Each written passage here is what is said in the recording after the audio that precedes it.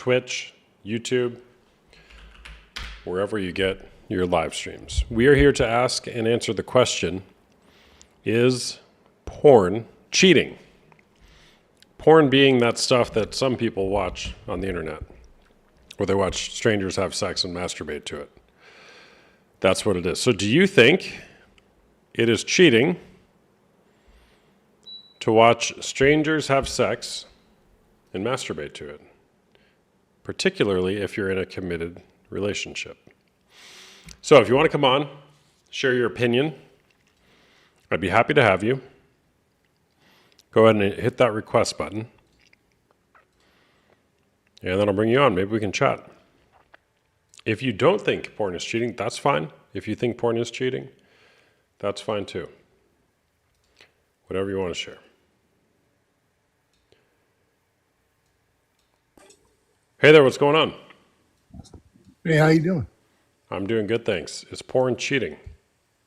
No. No. Okay, tell me more. Wow. How can it be cheating? Well, are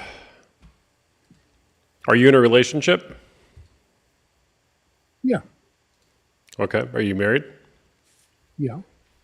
Okay. What did you say to your wife, I'm assuming, on your wedding day? Oh, there was a lot of things there, but we first have to find what cheating is, I guess. Going against the agreement. Oh. Then it's not cheating. Okay. What's the agreement you have with your wife with regard to sex? That I won't go anywhere else and have sex. Okay.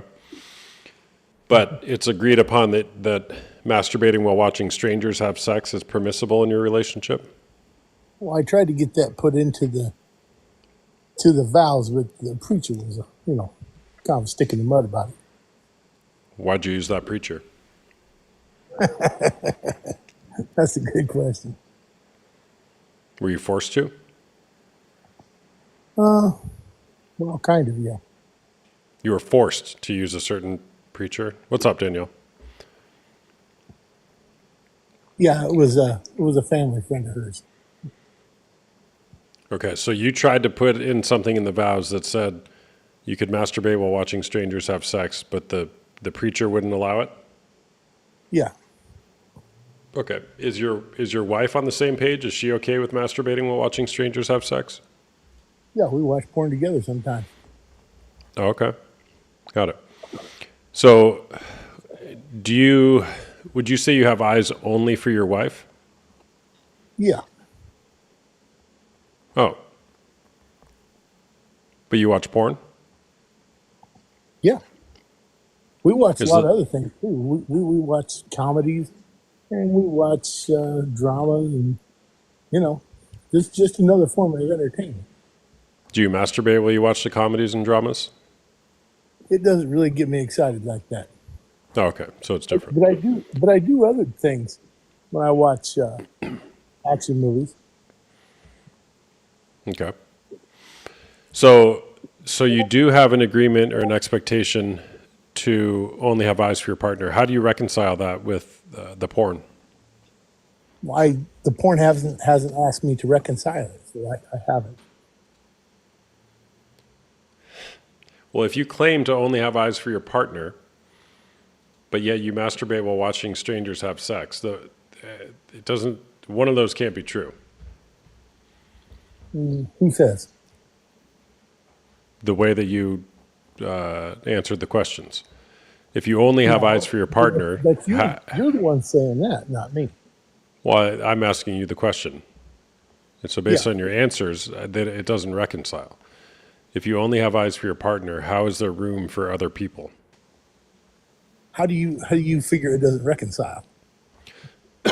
Well, I guess if I were to say I only have eyes for my partner, it would mean that I'm not masturbating while watching strangers have sex. I'm only putting my eyes on my partner when it comes to sex.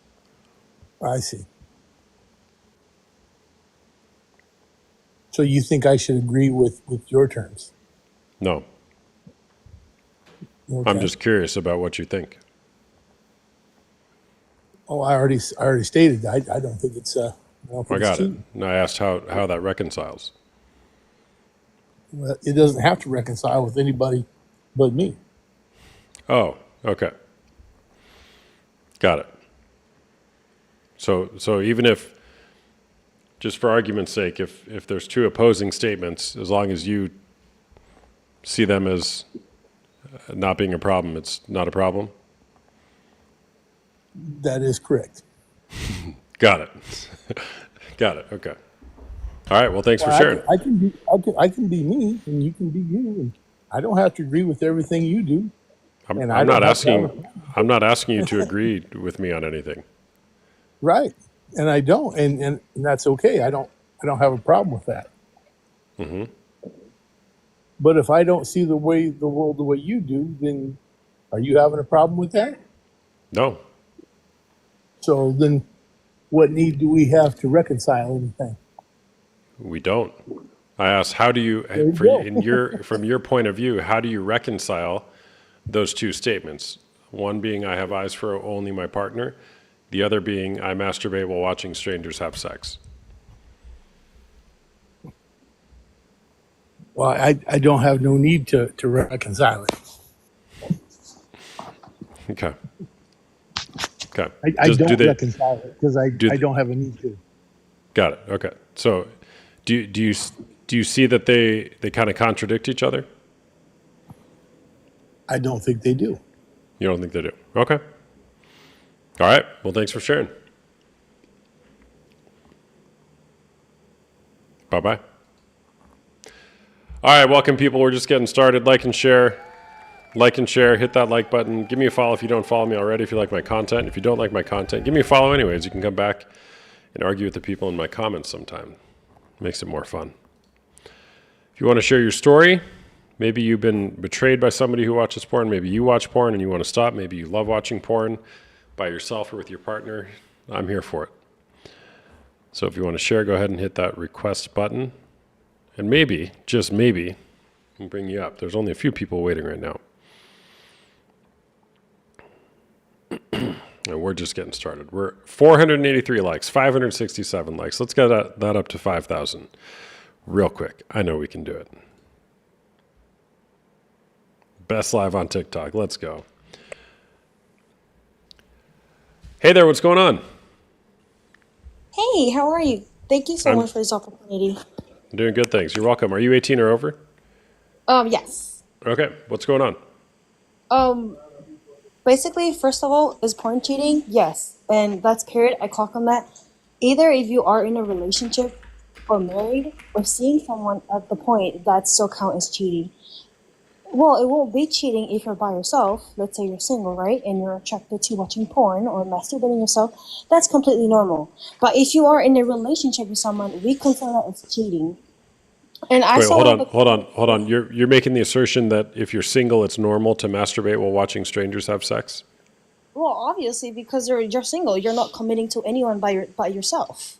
Okay, got it. Go on. Well, and I was yes, thank you. And I was going through the comment, and one of the other comment were saying, yes, well, it does not consider cheating if your spouse is watching with you. That's not the point.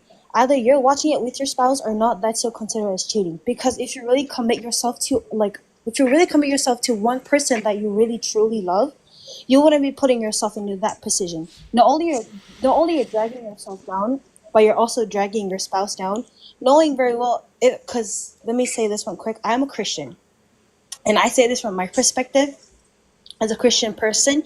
Yes, porn is cheating for both genders, for both women and male. But that's just my point for today. Porn is cheating. That's all. Okay, so you're a Christian? Yes, I am. Okay, and you're also saying that if you're single, it's normal to masturbate while watching strangers have sex? Well, obviously, yeah. Okay, how does that fit in with the Christian worldview? I'm curious.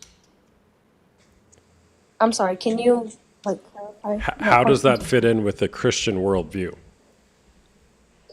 Well, not only as a Christian, also as a non-Christian people. No, I'm asking. You made the assertion that watching pornography or masturbating while watching strangers have sex when you're single is normal. And you also said you're a Christian. I'm asking how that fits in with a Christian worldview. Oh, she's gone. Took me a while to realize that.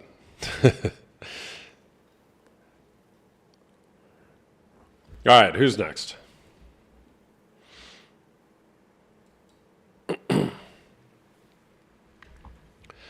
Hey there, what's going on? How's it going? How's it going?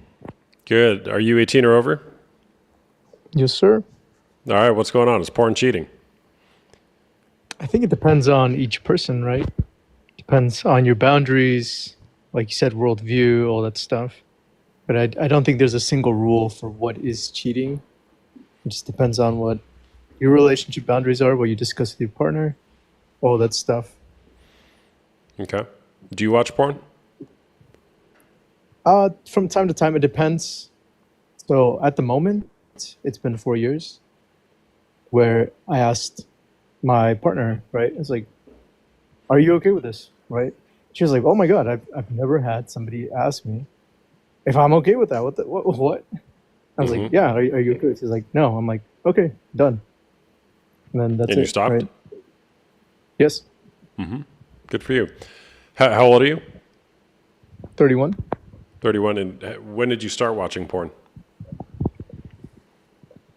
That's a good question. Let me see. I would say around 17. When you being older, it's the internet was very different back then. So I feel like nowadays kids are getting introduced to way younger with the accessibility of all that stuff. But Yeah. for me, yeah, they sure are. 31, you have to like load up a JPEG or something for like 5 minutes or something. Wait for it to load. Yeah. Yeah. So how long ago was it that your partner asked you to stop watching? Clarification, I asked them if they wanted me to stop. Well, right. You asked them and they said, yeah, I got you. Little tiny. So that was 4 years ago. 4 years ago. Okay. So for about 10 years you watched porn and then you were able to just stop cold turkey when you had that conversation with your partner. Yeah. Oh, good for you. What changes did you notice in your life when you stopped watching porn, if any? And I guess also just a little clarification there is I stopped watching other people, right? But then you can make your own with your partner, right? Oh, so you still watch porn. It's just now you and your partner are the subjects in it. Yes, exactly. So it's like that's the little kind of Pretty padding. pretty big caveat. It's almost like your statement wasn't true that you don't watch porn. But it's your partner, right? It's like you're just appreciating your own partner, or like they're sending you something. Maybe you're like away from them or something because we don't live together at the moment. So then they're sending me something. I'm like, oh, nice. I'll save that. How often do you watch it? It depends how busy I am. Maybe this is wild. This guy says, sorry. Maybe I would say could be once a day. Sometimes it drops down, but something like that. So about once a day. Got it. Okay. Okay. Well, actually, okay, wait. Once if I'm not hanging out with them, right? Because then you can just, yeah, You just have the real thing. yeah. There you go. Got it. So when you're not with your partner, you watch porn, albeit it's of you and her or just her, every day. Yeah. Got it. You're very giggly. Yeah, man. It's funny. It's like you're talking to like we're kind of admitting this openly, right? Yeah. Yeah. All right, man. Well, thanks for sharing. Yeah. Thanks, man. See ya. Somebody said, what's the thing about relapsing without seeking professional help? The odds of relapse within 6 months, if you don't get professional help, is basically 100%. So if what this guy was saying is true, which kind of wasn't, that would have been an exception to that. But it wasn't true because he still watched porn. It was just of different subjects. So, but that's the saying. The odds of relapse within 6 months, if you don't get professional help, is basically 100%.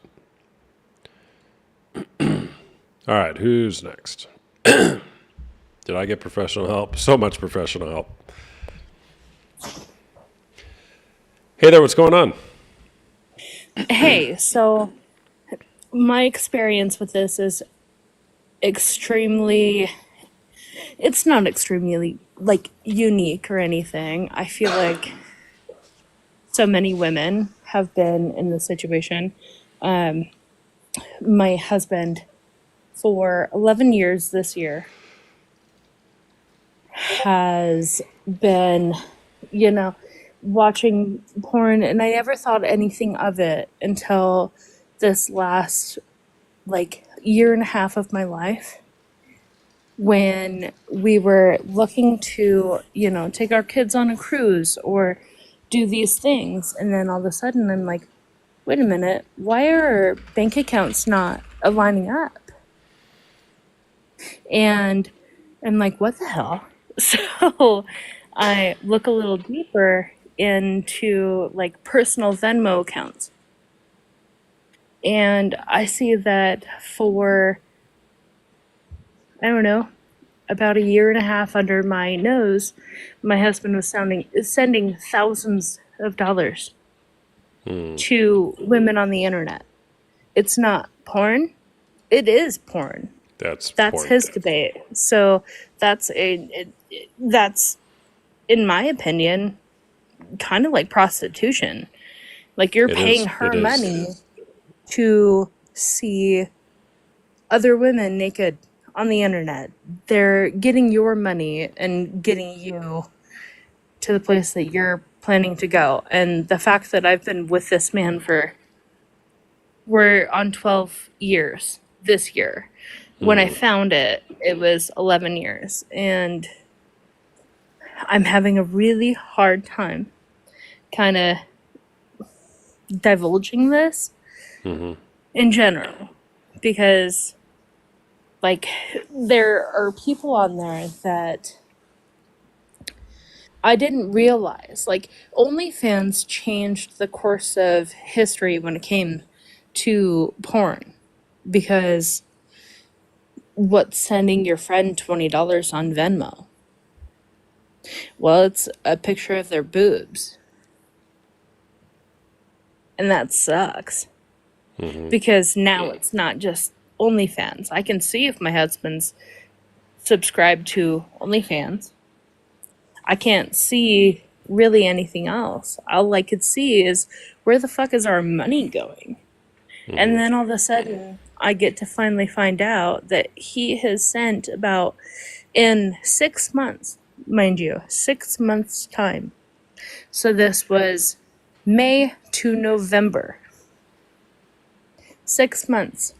$30,000 was spent on naked pictures of women.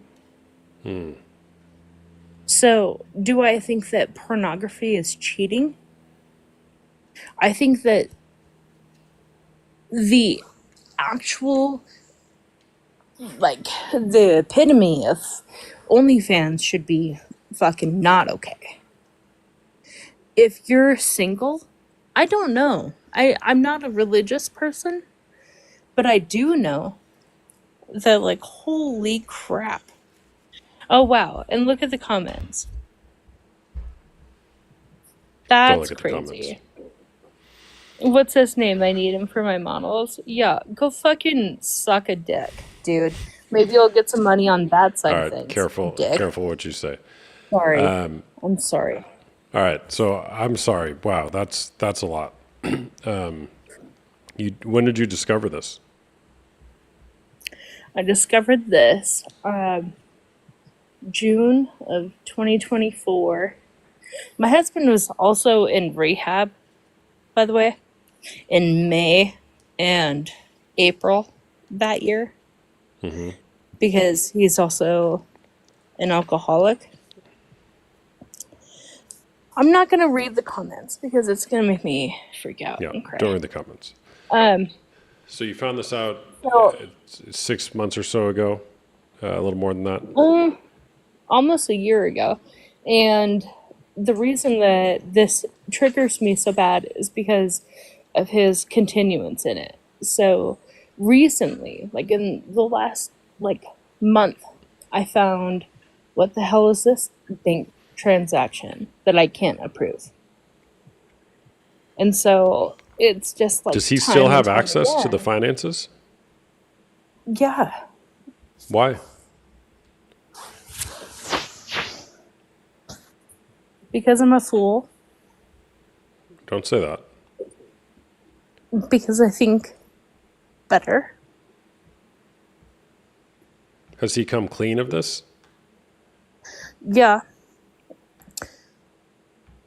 It's And almost but like he's a still doing it? game when he gets caught. Like if he gets caught, right?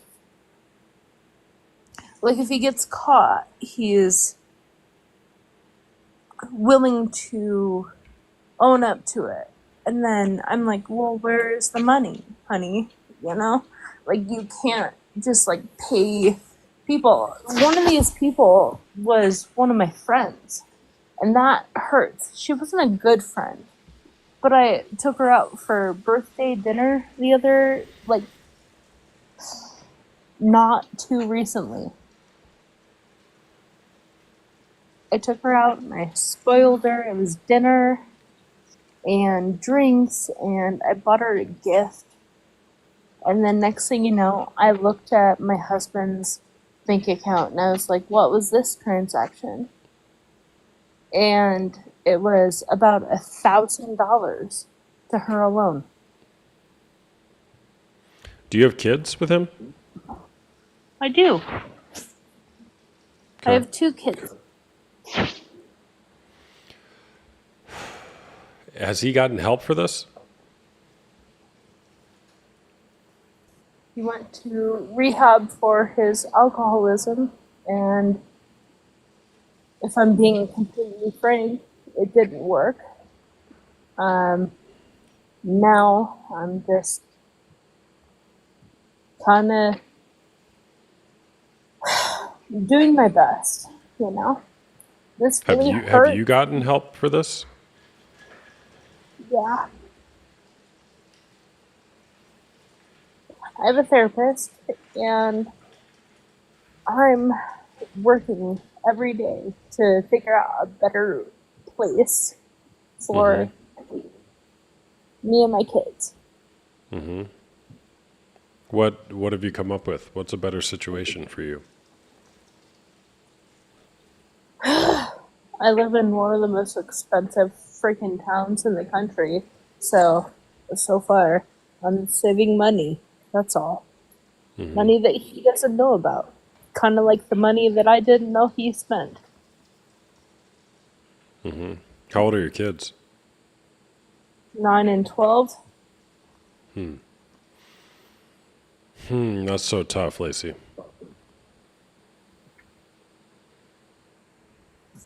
Do I seem like the bad guy or what? Do you seem like the bad guy from somebody who spent 30 grand plus and still doing it and seems to have no remorse? I don't think so. He gets off Facebook. This is the thing. Like, oh, well, you don't want me on Facebook. That's fine. I'm like, I can still see where the money is going. Where is the money going? And if I can Is just, is like, he involved in like FinDom stuff? I don't know what that is. It's where he gets off on giving women money, or differently put, women Maybe. take advantage of men and basically take advantage of their desire to give them money to Well, the point where they like screw unfortunately, themselves up, screw their lives up. these are people that he has, like, known. Unfortunately, the only one that he hasn't, like, had some sort of, like, relationship with was one that I don't think he's had a relationship with, by the way, is now, like, a stripper in Vegas. And he gave her fucking $4,500 just to go down there. And I'm like, oh my god, I need to pay my car payment. You know? So it's like, oh, what? I need Why? your wife needs to we have Why are you sticking around for this? I'm curious. I don't know what the answer is for you. I don't know if you need to stay or leave, but why are you sticking around? I don't know.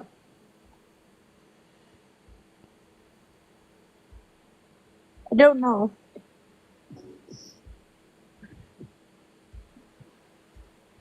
I'll tell you that he sorry.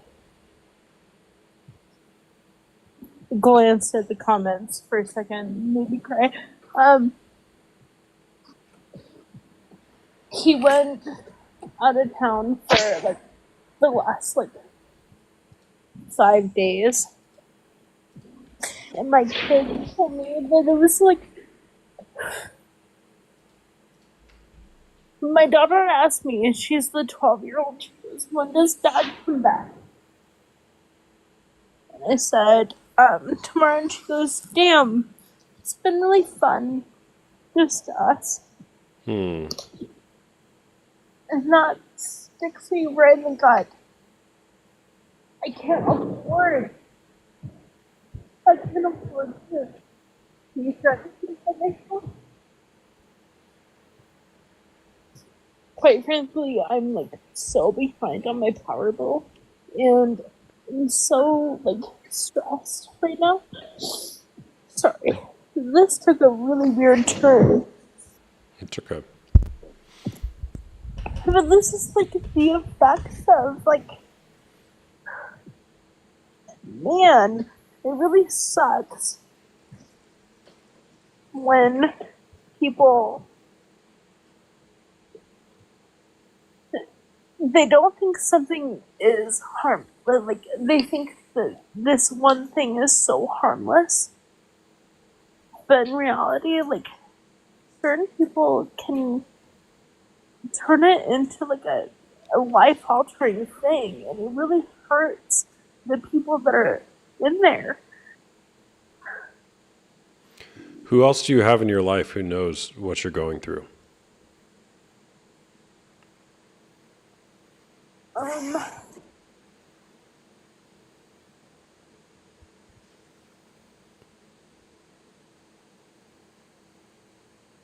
um, well, I don't really know that I've ever been totally truthful with everybody, but Does anybody know what you're going through? yeah, his parents know because, well, here's the story. So, his name is Dustin, by the way. I'm gonna just say Dustin this and Dustin that. Dustin's mom knows what's going on. Yeah. She doesn't really give two shits, it seems like. She's more mad that I haven't kept her son sober. And in November of 2023, Dustin's dad died. Dustin found him, by the way.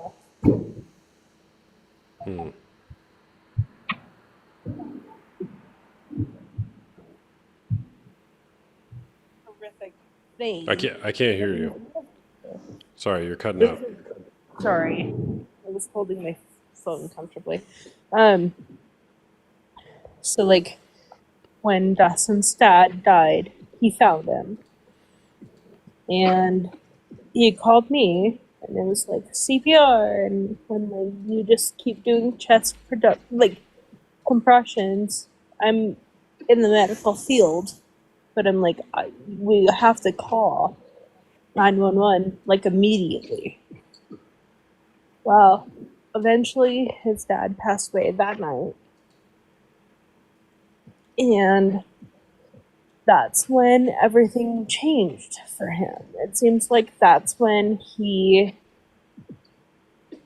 kind of I don't know how to say it, but like, stop giving a fuck about his sobriety and just went into a wormhole. And then Yeah. he got this inheritance of money. And then, like, most of that inheritance went to women on the internet.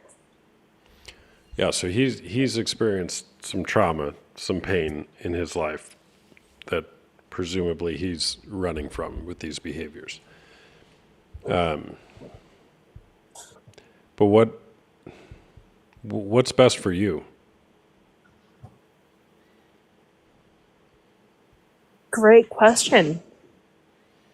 What's best for me? I can say that my kids and myself are so happy while he's like, right now, do you guys follow football? I don't know if you follow football. Sure. College football, for sure. Our team went down to Frisco for the championship team, so that's where he is right now. And he's been there for like the last 5 days. This has been the most easiest week of my life. And it's not even a week. And my daughter said something about, like, wow, when's dad coming home? And I was like, tomorrow. She goes, dang it. I'm like, I kind of miss him, but it's interesting to hear her thoughts because we don't have to have the mess. Is it terrible that he just like I don't get to read these messages or like these comments and stuff? Well, there's a lot going on here, okay? But I'd encourage you just think about what's best for you and the kids. He's obviously going through something, right? We're not talking to him though. I'm not talking to him. Yeah. Right? So that's a whole nother thing. And it's But he totally knows. Like well, sure. when did I even tell you about rehab? You did. Yeah. You went I to did? rehab. Yeah. Okay. Yeah. Because he had the whole ass affair. And then fast forward to like within the last like 6 months he was sending like money to her. And I'm like, ugh. Yeah, porn is a fucking sickness. It's also cheating for sure. Because guess what he got in return? Yeah. Well, you know Snapchat what is, typically like, is one of the- helpful in these situations is making courageous decisions that can bring you through it, right? And it's going to be really hard to do in this situation, but it's required for you to have a different outcome for yourself and your kids. I don't know what that outcome is, but I know that it is on the other side of bravery and being courageous. So thanks for sharing, Lisa. You got a lot to unpack there. Yeah, way to go. Sorry, thank Way to you. be strong. Yeah. Thanks for sharing. Thanks for letting me like just like vent for a minute. Yeah. I really appreciate that. Yeah. Have Thanks a for great sharing. night and You too. best wishes. Bye-bye. All right. Porn is cheating. Or wait, I mean, is porn cheating? Is porn cheating?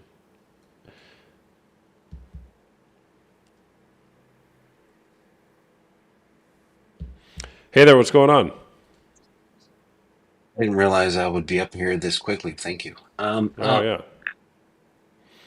Is Uh, porn cheating? for of course, Okay. yeah. Why is I that? don't think there's a girl out because I don't think there's a girl out there that minds if you flirt with somebody, get sexual gratification from them, get affirmation from them, in the sense that it's somehow gratifying you sexually. Which I mean, porn is a totally different version of that, but that's what it's doing. You know, it's Well, stick bringing around you and keep this. watching. You'll find some women come up here and say that they don't care. Well, no, yeah, I know there are people out there that say they don't care, but I don't see how you can look at it and understand exactly everything that it does for someone and still say that you don't care. No, no. I'm not arguing with you. I'm agreeing with you and saying just if you haven't followed me before, just watch. No, I've watched you Okay. periodically for like maybe 2 years now, Okay. or feels yeah, a year and a half or something like that. So not Hmm. all the time, but I pop in, I constantly see, and I love your shit. And I think that this is something that men need to hear more than women, much more, What do especially you think young men men. need to hear? If you were to talk to young men, what would you tell them? Um, men Young men need to have positive male figures in their life that need to explain to them sexuality, that need to explain to them that there is a way to have a positive relationship that is beneficial to society, and there is a way to totally screw it up, and explain the difference, and not only explain it but to live it and model it for them. I agree. How do you do that? Well, the first way that you do it is incumbent upon the parents to stick together and do it together, because you need a mom and a dad. Kids need moms and dads. That's the first thing. They need I, them to be real quick, involved. And I saw a stat the other day, or I saw it on a reel, so it has to be true, but it did come from a PhD in the field. He said there's the biggest predictor of if there will be abuse in a household, sexually or physically, is if there's a step parent involved. There's a 100% likelihood increased chance of there being abuse if there's a step parent. So I just wanted to share gotcha. that. Anyways, continue. But that's not a dad. That's a stepdad. It's not even dad. It's just parent, step parent. If there's a step parent involved in the parenting Well, situation. that's what I'm saying, but that's not really what I'm saying. Is a mom and a dad, a biological mother and father, are like, you're not a dad if you're filling the role of a dad. You have an adjective in front of that, a stepdad. I So understand. that means I'm you're giving not. I'm giving a data point Gotcha. that's unrelated to what you were talking about, but it just popped into my head. No, it's totally true, because they're not. That's what I'm agreeing, and also emphasizing the fact that this really isn't this person's dad. There's not going to be the biological connection. There's not going to be all of the. So the importance of that, the fact that you need, like, for the most ideal outcome, you would need the ideal situation, which is mother, father, raise child. Hold on, I'm going to cite my source now because this person in the comments is roasting me for not citing my source, even though I did cite my source. It was some real. Here you go. It comes from Yale University. The authors present evidence that being a stepchild is one of the most important and most ignored risk factors for serious child abuse.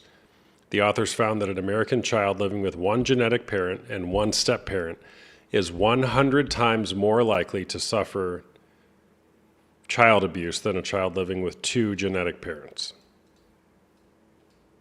It's common sense. That's from the American Psychological Association. So there you go.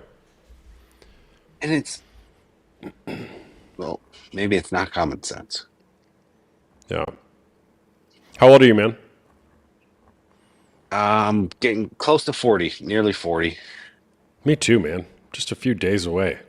I'm so old. I'm not quite that close, but I'm pretty darn there. Yeah, I mean a few months, but still, we're in the Yeah. double digits now. Days away. Yeah. Yeah. Yeah. So did you ever watch porn? No, yeah, a lot. I was addicted to porn when I was growing up. It wasn't first of all, it wasn't available when I was growing up. It didn't exist in the same sense that we think of it today. Well, it was different for us mid '80s kids. It was different. But Yeah, you had a magazine. It was physical. There was a physical manifestation of anything that you were able to see. Well, I grew up in a third world country too, so it was maybe not as much technology. okay, where'd you grow But up? when I grew up down in Venezuela, Okay. Yeah, probably different. The internet was probably a little slower to come out down there. yeah, I'm sure. But when I mean, I'm familiar with the United States, and I lived in the United States some of that time frame, like back and forth type deal. Um, so I'm familiar with it, but it was totally different. It wasn't everywhere that you looked. Today, the access to it- pornographic and content that should be moderated, but is not moderated, No. is 1,000 to 1,000,000 fold what was available when I was growing up. So I couldn't go onto this thing and stumble across like triple X rated content and consume it when I was a kid. It wasn't possible. But now it's not only possible, but it's advertised to our young male youth or young youth, period. And to me, that's really problematic. So for men, young men especially, and my own, because I have sons, my own sons, I preach to them like this is something that it doesn't matter if you're interested now, it's going to come haunt you. It's going to always be out there marketed towards you. You're a target of it to capture. Like this is something that will hunt you down for the rest of your life, because that's kind of the way that I look at it.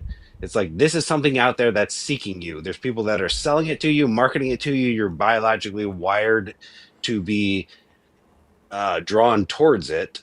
So everything is working against you in this area if you allow it to consume you. Yeah, so And let that's me kind of just the conversation I have. yeah, I want to bring this guy up. Cyber World, welcome to my echo chamber. Welcome. I'm glad you had someone up. It's just strange that you're having a conversation in an echo chamber when you have the ability not to. There's 200 people in here, and the fact that you guys are sucking each other off is just a little bit ironic to me. Yeah, well, first of all, of the 250 people, there's 14 guests requesting. I bring on one at a time, and I don't know what somebody's opinion is before I bring them on. And most opinions are welcome. So, what do you want to say? I think it's really insecure to say that porn is cheating. Like, what about it do you guys have issue with? Like, I understand if somebody's addicted to something, right? That's negative. But at the same time, if somebody's addicted to eating rocks, that's also a negative, right? You can get addicted to literally anything. If someone's the issue is addicted, the addiction, if someone's not the addicted source, to, right? if someone's addicted to eating rocks, I would sure hope you tried to intervene with that because that will kill the person. Yes, but again, the issue is not the rocks, but the addiction, right? We'd both agree in that case. But in this case, you're blaming I the think media instead of the person with the addiction, right? The issue with any addiction is the addiction, not the All source, listen, right? listen. First of all, nobody's blaming the person nor the medium. You're bringing this into the conversation.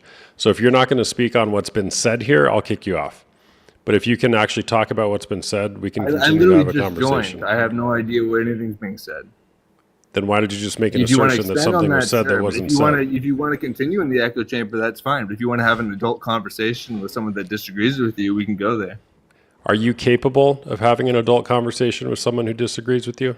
Because I do it all the time. Well, I'm able to watch porn without being a child about it, unlike you are. So, I mean, I think I'm already advanced in that situation, right? Like, your entire account is about anti-science, right? It's this psychology. You're basically like the flat earthers of body health, right? You're saying that if you stop doing porn, which, by the way, masturbating is good for you, right? Like, that's not even like something that's debatable, right? The act of masturbating is good, especially for men. Like, especially for men. You go into the psychology of the issues with the mind and getting addicted to something, but the physical act of masturbating is good for us. Like, that's not even debatable. You agree on that point, right? Cite your source. Because I can cite you multiple sources that say the Do opposite. you want to go into prostate cancer rates? What's the best way of fighting prostate cancer? getting treatment. I guarantee you the best way of fighting prostate cancer is not masturbation. And I'm not even a doctor. No, but do you know? Are you making the claim? Are you making the claim that the best way to fight Yes. prostate cancer is No, masturbation? but I'm saying it is. It is. I think one of the best the ways claim is prevent. get, one of the best ways to get issues with down there is not using it, right? Cite your that is source. Not, that's not even Cite your up for source. debate. Okay, sure. Cite you your can find source. sources on that. Yeah, Cite for your sure. source. You guys can continue. To You echo you each called me other on a for source while. earlier, and I came up with it within about 15 seconds. Yeah. One of the best ways. Yeah, it's not even like a debated topic. I'll bring it up right now. It absolutely is. Where's your It's source? Not at all. Where's your source? I'm searching it right now. If you give me 1 second to type instead of just talking, we can get there together. Okay. Okay. 1 second. Yeah. How many seconds do you need?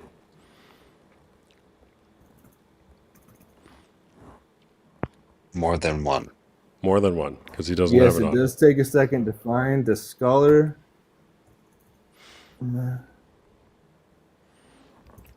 The one pro porn advocate who wrote a paper on it, and now people like you can cite it. Wait, I'm sure you you'll think find that- something you think that makes that you claim. think that using your Cite it, body but is a he bad thing, happens to right? be So something that your incarcerated body up can in do is a bad most thing, right? state. It's just hilarious. You guys think that you're like medical science agrees with that masturbating is bad? I haven't made any Nobody's saying claims. I haven't made any masturbate. claims. Nobody's You made a saying that, claim. bro. That You was made a my claim, claim that and I asked guys you to cite your disagreed with. source. That you said, And it's bring up been. a source. Bring up a source. I Bring up a didn't- source. I didn't agree or disagree with it. I just asked you to cite your source. I'm Well- gonna do that, but you guys keep interrupting me. Won't even let me type. It shouldn't be that hard. You know, when I have to, talk to you guys like children, it does take the interruptions. You know, you guys can continue talking to each other. You guys were doing it so well before I decided to come in here. What happened? What changed? A child entered the chat. It's very hard to talk when there's a toddler around. Trust me, I have one. All right, man, we're done with God, that. that was Thanks, awesome. thanks for sharing. It gave you 2 minutes. You didn't cite your source, so we're moving on. Just a noob trader. What else you want to share, man? I'm good, man. I didn't. If you're looking for like opposition, I agree with a lot of the stuff that you're talking about. I have boys. I have 4 boys, and to me, like now, some of them are of the age where they're actually dating girls, and it seems like the older they get, the more I lose touch with them. So it's like more and more difficult to be able to be like, hey, what are you doing?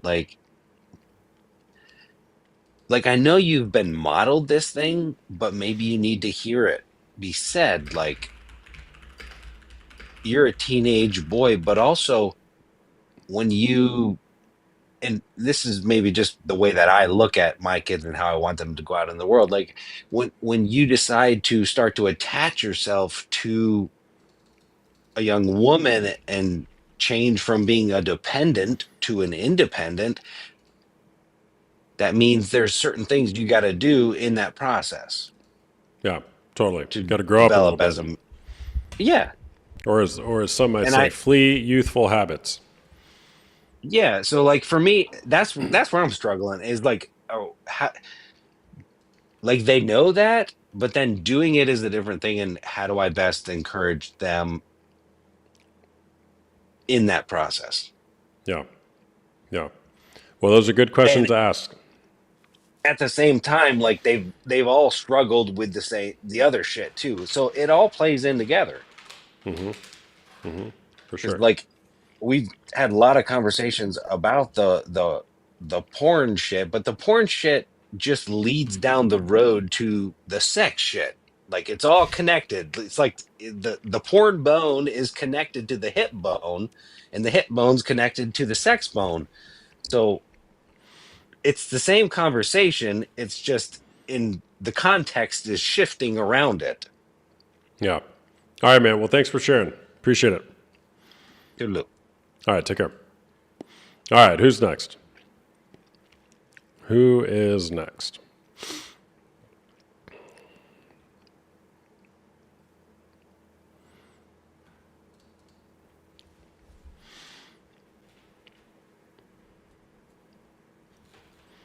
Heisenberg.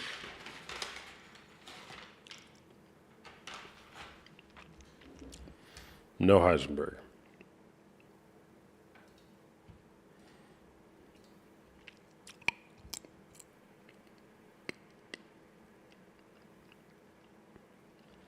Know that person.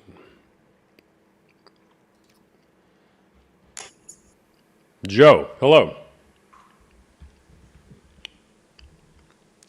Hello. Joe, you're on TikTok Hey. talking about porn. Hey, How's it talking going? about porn. Oh my gosh, I'm great. What's going on? Is porn cheating?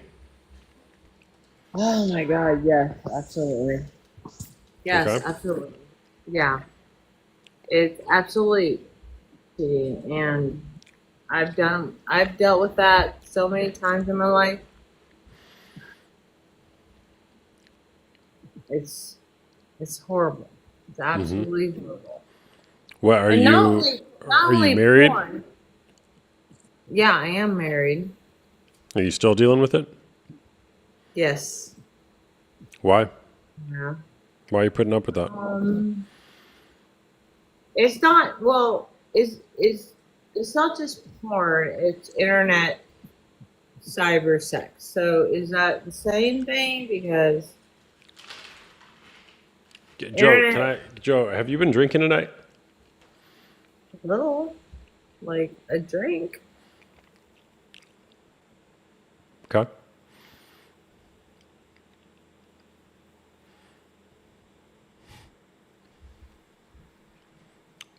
One drink?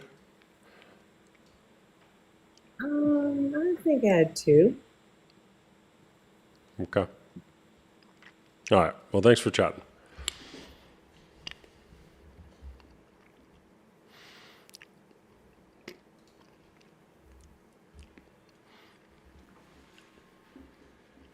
Hello. Hey there, what's going on? Just here to share my opinions on this, just because I have been going through it with my current boyfriend. Um, I guess my main point when speaking to him about it was that basically by doing this, when he's having sex with me, he's basically comparing me to someone online who he would also be, pleasuring himself too. So I just feel it's really demeaning. I wouldn't necessarily consider it cheating per se, but I definitely think there's a lot of negatives to it. Okay. Like what? Yeah. I just, I was saying it's like, I was telling him the other day, it's so hard to know that there's so many vices out there that we're constantly being exposed to, of course, both men and women. But then, it's also the issue of, you're following a meme page on Instagram and, they're posting like OnlyFans content as advertisements. So that's constantly out there. You're constantly being exposed to it. And it's kind of like an emotional attachment. Of course, I understand like if it's an addiction, like if you have an issue like that, of course, that's definitely going to be a negative in the relationship because it's taking away from your sexual connection with this person. And instead of doing it, with your partner, you're taking away from that experience with your partner and you're putting that, effort and that time into online, just videos. You're just basically jacking off to other people moaning, like whatever it is. It is. So you don't see I it as can't consider it cheating cheating. in your relationship? I wouldn't see it as cheating. I just think it's a very problematic issue to have in your relationship, which is why, him and I have been working on it. And of course, if you're with the right person, they should be able to understand what the issue is with this and like be willing to work on it for you and for themselves. Because I told him before me is yourself. Does he watch porn? At the moment, I'm being told that he has not. He's 20. He's told me he's been doing it since he was 13. So, this is a continuous, like, I guess I would call it an addiction. It's a habit that he's picked up. So and And you don't view it as yeah. cheating. Do you Do you have an expectation that your partner only have eyes for you? Of course, in an ideal world, I would love to think that he would only have eyes for me. Of course, there's always going to be other thoughts when you're outside. But I think it's that acting upon it that is what you should, try to get. You should, if they're acting upon it, that is going to be cheating. If they're acting upon it in, the act of being with another person, I definitely would consider that cheating. I don't consider porn cheating, though. I just consider a large vice. So I don't All right, expect them to only have eyes what for if they're me. like letting those thoughts run rampant in their head, like imagining they're having sex with another person? Would that bother you? It's just, it's in their head. So I can't think of it as cheating. As much as I would want to consider it cheating, I just, like rationalizing it, it's not. So like I think What if they're having it just those thoughts depends on. while they're being intimate with you? That's a yeah, that's a rough topic. I definitely think that I would consider that cheating. I would consider that being unloyal in a way, because that's emotionally cheating even. Yeah, I think the big thing that I would consider cheating, and I told him I would immediately end the relationship, would be him getting physical with someone else. That would be definitely a cause for me to cut off the relationship. But if it's a mental thing, I feel like it's something that can be worked on and spoken about. It just, again, it goes back into who are you with? Do you trust this person? What are the other things that are they, So for actions that they're for showing? you, at what point does cheating become cheating?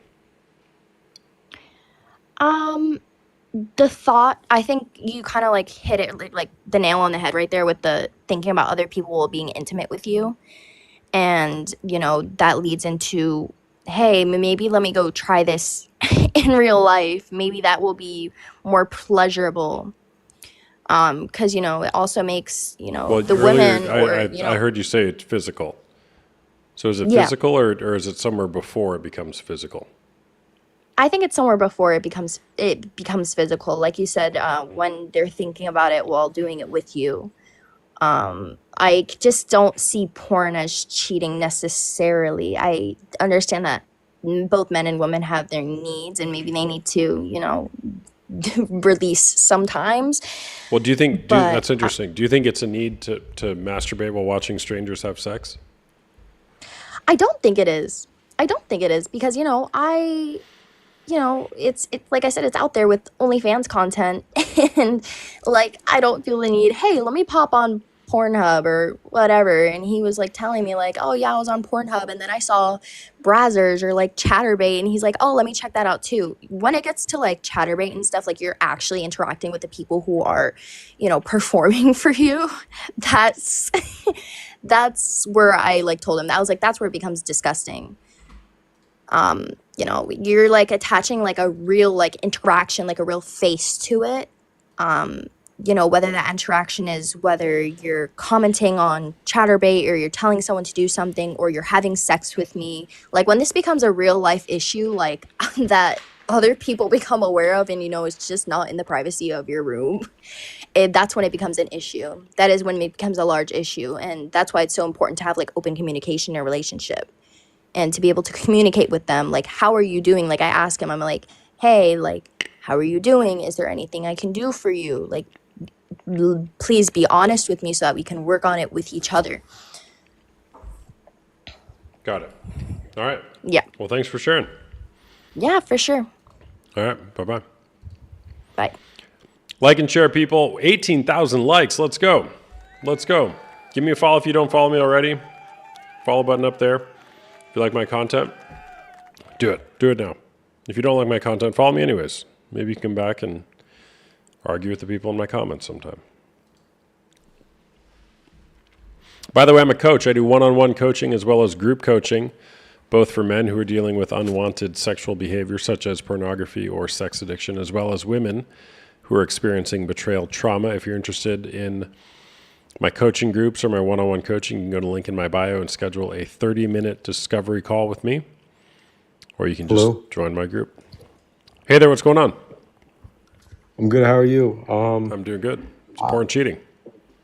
I do think it is cheating, and I wanted to talk about my personal experiences in life with it, and it is really bad, and I have a lot of anxiety when dating women because I'm constantly seeking for the 10 out of 10s, and that's not really the case. When you're watching pornography, it's like everyone's almost perfect. When you're out in the real world, you keep having that expectation. And I think that the content produces a lot of false reality for you. And when you're in real life, you don't get any of that. And the dopamine that you're expecting from the content is not what you're getting out of real life. And so I think that it definitely is cheating because you're never going to have that expectation in a relationship. So you used to watch porn, but you don't anymore? I'm trying to quit. I'm trying to quit. Okay. Good for you. How old are you? I'm 26. 26. Are you in a relationship? I had previously 10 bad dates in a row, and I've had so much anxiety because I can't seem to relax when I'm around women because I put them on pedestals. I'm gonna be completely honest. Why do you do This that? this bullshit content has ruined my life. It really has, and I understand that it really does affect your mind, and you start objectifying women as well because of it.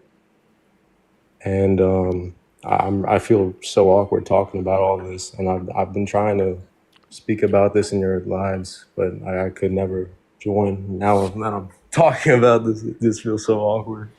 So it's a little different when you're talking in front of hundreds of strangers, isn't it?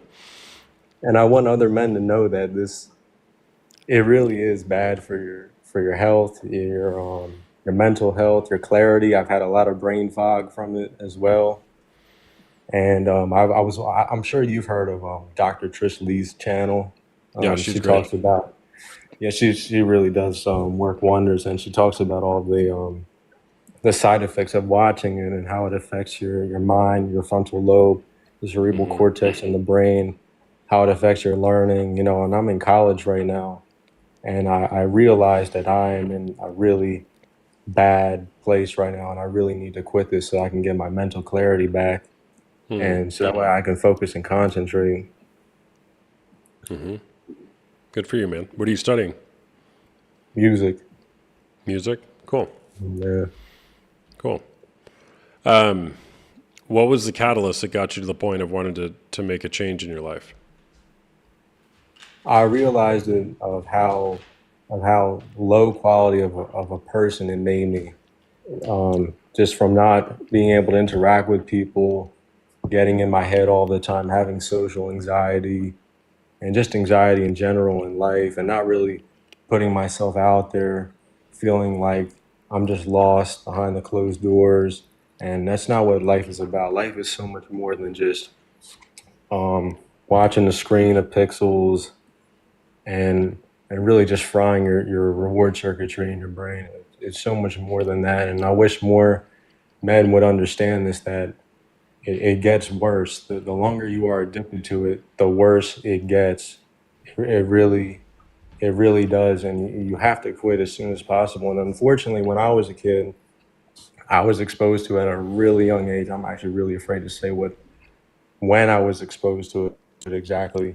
But I was always into computers as a kid because I didn't really have that many friends growing up. So I was around um, I was around computers all the time, and so whoop de doo, I ran into it on the internet because when you're a kid, you get curious, you start clicking things, and it comes up. Um, and unfortunately, that was my situation, and I'm suffering ever since. But I'm quitting now. I realized it, and I want to start making friends. I want to start talking to people. I want to start having better interactions with women because I know that I can do better, and I know that the real relationships are much more healthier and are much more fulfilling than just looking at pixels on the screen of absolute garbage content. Yeah. Yeah. Thanks for sharing, man. Yeah, and I relate to that too. I'm a little older than you are, but I always had computers and access to the internet from basically when the internet was around, and without restriction, it's unbelievable what you can find. If you're interested, man, go to link in my bio and schedule a call with me. I'd love to chat more. You sound like you're on a really good path, and if anything, I'd love just to chat with you more and offer you some direction if you're open to that. Thank you. I'd definitely be open to that. I'll check Yeah. out the link. Yeah. I brought this person on who is sharing an opposing view in the chat. You're welcome to stay on, man. Okay. But yeah, I want to hear. Amy, what do you got to say? Oh, hi. Yeah, to this guy before me, I just wanted to say it just sounds so mature what you're saying. It's like clear that you've been on a journey with yourself, and I don't know, it just sounds really mature. I just want to say I think you sound really brave. I think everyone in the comments can agree. It's nice to hear like a refreshing response of someone taking accountability and wanting to change something about themselves. Thank you. I really appreciate that. And my heart was racing while I was explaining my situation, and Yeah. I wanted to talk about this many times on this live streams, but I keep requesting, but there's so many people that have other things to say, and it's a really great community to be able to express yourself. Well, definitely, because it's good when no one knows you in real life. You can say Yeah. whatever you want to. Yeah. Yeah, I didn't request, but thanks for inviting me on. It's because I'm really sick right now. So if I start like coughing like a maniac, I'm going to have to go. But yeah, I had an opposing view. It wasn't really opposing. I don't agree that porn is cheating, but very similar to the girl who was on before. I think it's damaging. My point in the comments was to say, you asked her, oh, if he thinks about someone else while having sex with you, is that cheating? And I think definitely not, because I was saying thoughts. How can thoughts be cheating? You can't control your thoughts. So then the question would be, when does cheating become cheating? Well, it's different for everyone. So like, I I'm appreciate asking you. in me and my relationship, I think cheating becomes cheating when it's physical only, maybe. I mean, if it's emotional cheating, it needs to be really All quite right, so severe. physical only. Can you be more specific? Yeah, so if my boyfriend kissed someone else, if he slept with someone else, if he did something sexual with someone else, I wouldn't consider a hug cheating. I would consider, for example, him giving someone a ride home. I'd consider that disrespectful. But given the circumstances, for example, if that girl was left out in the cold, I wouldn't consider that cheating. I just wouldn't like it. Okay, so kissing or some sort of penetration is cheating. in Yeah, your point of that, view. yeah. Okay. What Yeah, if I guess- what if your boyfriend texts another woman and says, "I'd really love to be with you sexually"? Oh, yeah, no, that would be cheating. So I guess All anything with right. the So intention. hold on. So first you said it's physical, and then we got specific about what you meant by that. And then I gave one example, and you're like, "No, that's cheating too," and that wasn't physical. So which is it? It seems to be. It can be a thought. Okay, yeah, that's good. But if he's saying to someone like, "Oh, I'd like to meet up with you," at one point, then he is intending to act. Like, if it's emotional, So it but comes he down just- to intent. Yeah, I think so. Like, some people would say, if a girl was crying and he talked out her problem with her for an hour, is cheating. But I'd say he's just being a good friend. So I think it depends if there's sexual intent there. Okay. So you said before that thoughts can't be cheating. What if the thought is expressing an intent to do something sexually? Then yeah, I'd consider that cheating. I think. Yeah.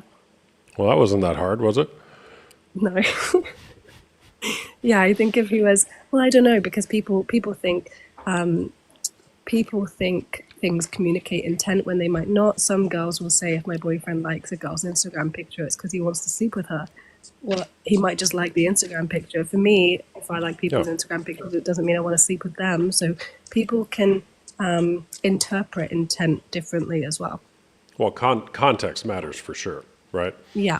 A hug, consoling somebody, giving them a hug in a time of need is very different than hugging because you're trying to get close to somebody and, rub your body against them because you want to be with them sexually. Right. Yeah, like 100%. My boyfriend told me that he gave a girl his jacket because she was cold, and he was his mate's girlfriend. I was fine with that because I knew the context. Yeah. But if he gives somebody a jacket and says, there's more where that came from, well, that's another story. Yeah, no, I wouldn't like that, no. Yeah. All right. But he does have a problem with porn. I mean, he watches porn every day. Your boyfriend does? Yeah. He's 26 as well. He watches it every day. And I don't know. How do you if he feel about hasn't that? really- Well, he hasn't really expressed to me that it's a problem. He's never made it seem like a problem. And so he's my first boyfriend.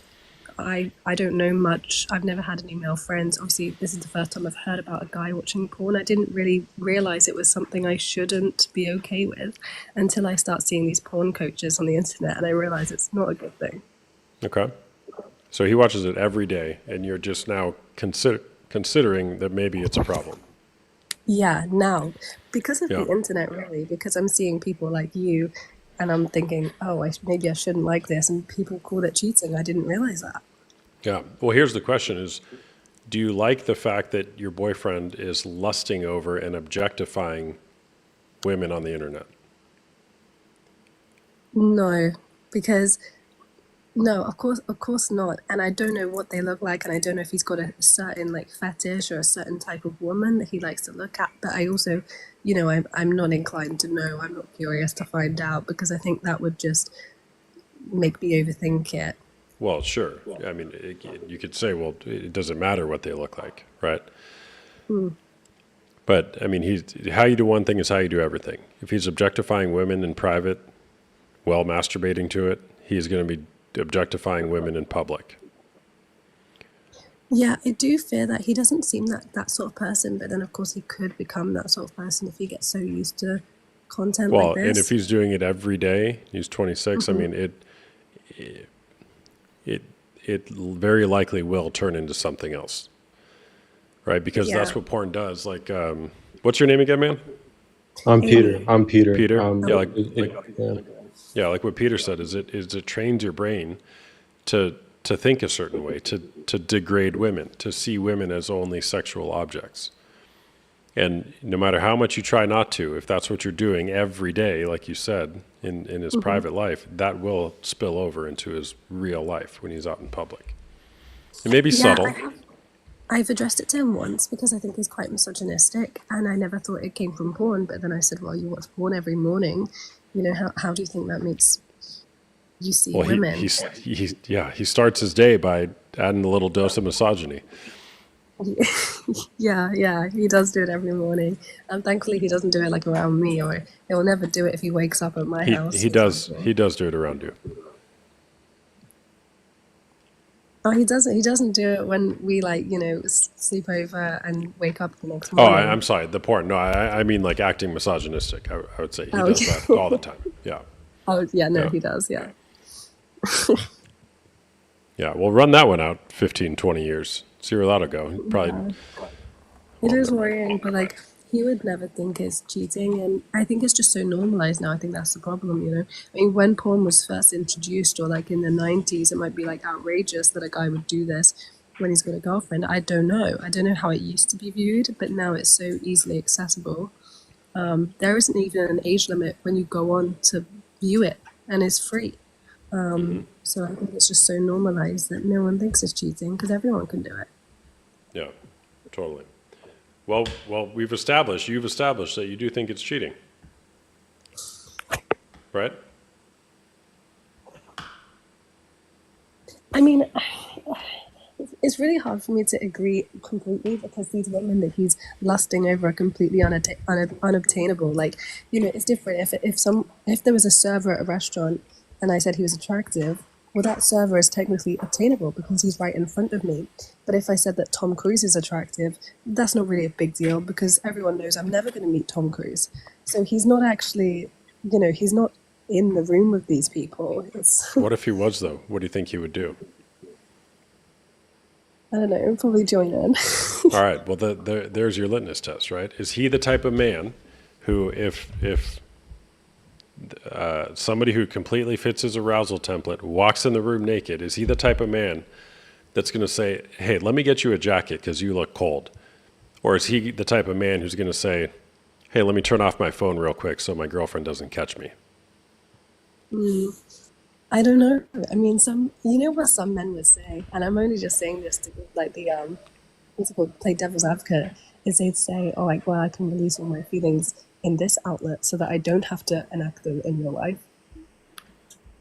Yeah, the problem with that is that they are enacting them in real life by way of pornography. It just hasn't turned physical yet. I don't think people understand that the problem escalates over time because the way it's designed is to keep you in the system, and that's why they have all these categories and weird things to get you hooked into it over time, and the problem only escalates, so it becomes really dangerous. Yeah. And so some people end up trying to do all these crazy things they see in the videos with real life people, and so when it's not working out with that person, then they seek elsewhere, and I think that's when it becomes a problem. I think, Peter, is it like you just become desensitized? You know, you watch a video Yes. and then Yep. it's not enough. Exactly. It's just like a drug, right? So you go to like the next level video, and Exactly. then it's not good enough in real life, I guess. Yep.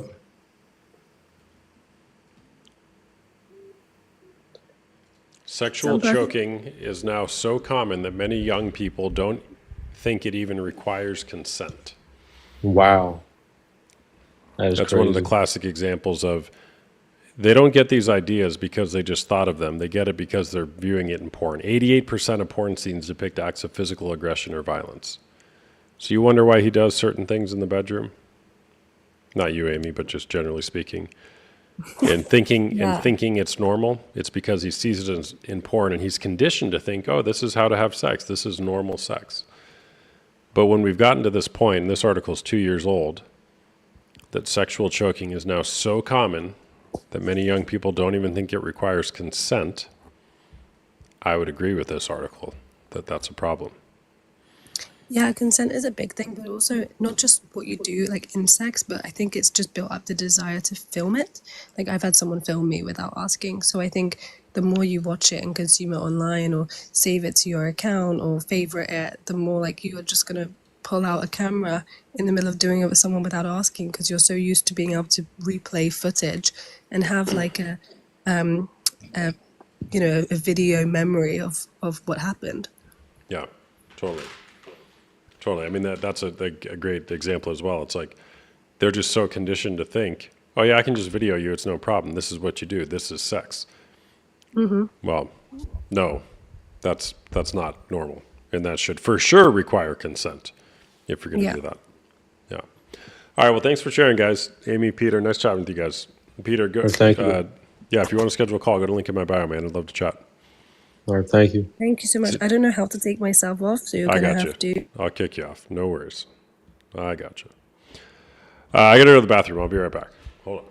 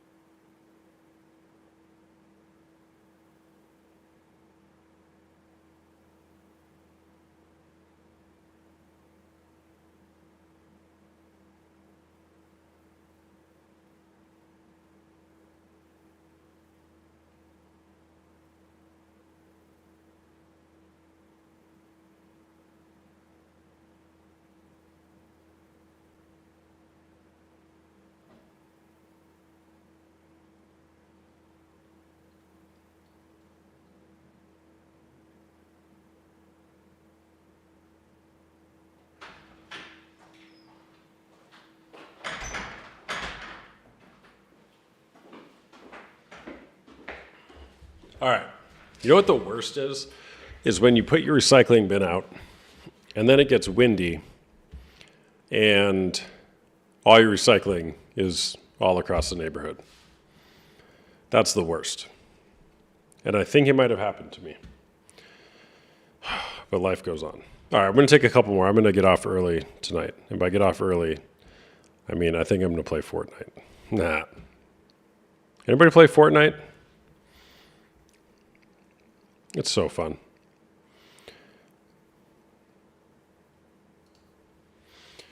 Do I live in Cali? No. I live in Arizona. Hey there, what's going on? Video games for sure another addiction. I think it was my first addiction. Hello, C.S. Hoff. C-Shoff.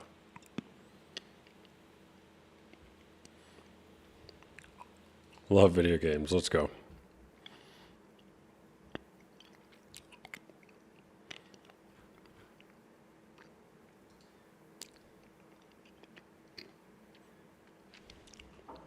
You know what else I'm addicted to? Sunflower seeds. I'm trying to eat them one at a time, otherwise you guys will call me gross.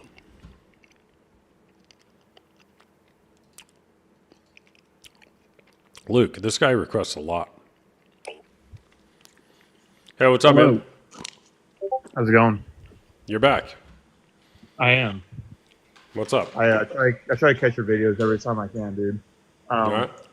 I 100% think porn is cheating. I have been suffering with a porn addiction since I was like 10 years old, dude. It's ridiculous, and I've been trying for like the last like year to 2 years, like really like trying. Like I'd say I've probably been trying for longer, but the last 2 years it's just been like a battle of trying to stop, and I've like really like focused on it, and it's gotten like so much better.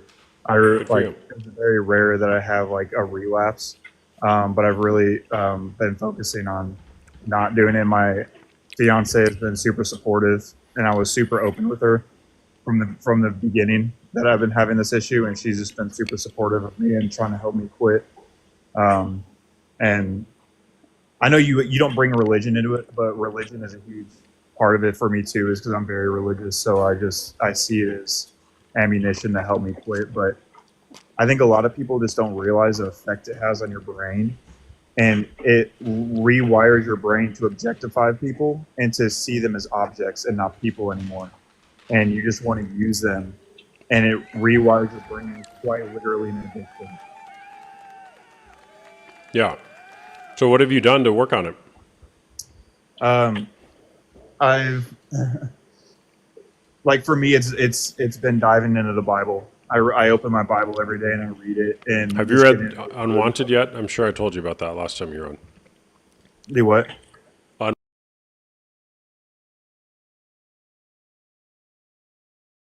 I've seen your request. Yeah, I have. I've just never been. Take a screenshot of that. Read that book. It'll change your life. Yeah. There's another. I joined there's a group. And hold on, let me go into my other room because I have the book. I joined a group at church, and it's not just a church group. It's actually a well-renowned group. It's called Pure Desire. Yeah, Pure Desire is good. Book. I recommend reading that book to anybody that's trying to quit. But honestly, it's just holding yourself accountable, and like your thoughts can 100% be, controlled. And every time you start having those thoughts, you've got to take them captive and just run from things that are triggering, that can cause you to want to watch it or whatnot. And one last thing I want to say too is to anybody that thinks that porn isn't cheating or that has a significant other that cheats, even if you don't think it's cheating, I challenge you to ask that person to quit and just to stop, just for even, let's just say, a week. And I guarantee they couldn't. They'll come up with excuses and saying that why they won't or whatnot, but I guarantee you none of them would be able to stop just like that. And so that's where the real issue is if they're with you and they love you, then why do they need these women online to please them when you're right there? Yeah, totally. But well, good luck to you, man. Get that book. right? It does come from a Yeah, no, Christian, I for sure will. a Christian worldview, and in my opinion, it's the best book on the topic, regardless of what your faith orientation is. Right. So it sounds like you're doing some really good things, man. Way to go. Well, I appreciate it. Thank Yeah. you. All right, bye-bye. You guys can't see it, but my new studio, aka my garage, the garage door is like right here, like 3 feet that way. So if I open the garage, people can just drive by the street and see the porn coach doing his thing. I kind of want to open it to see if my recycling is all over the house, but I'm afraid it might blow in, or all over the neighborhood.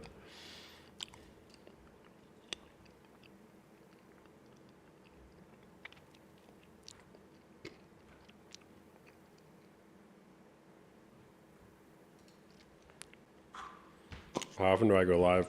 I don't know, 2 to 3 times a week. Unpopular opinion tonight. I don't know, let me think about it.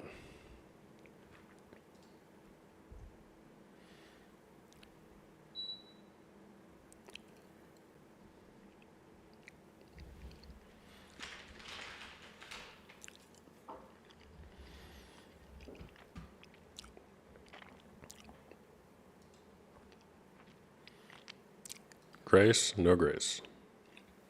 Brandy, hello. Hi. How's it going? Good, thanks. How are you? Good. Is porn cheating?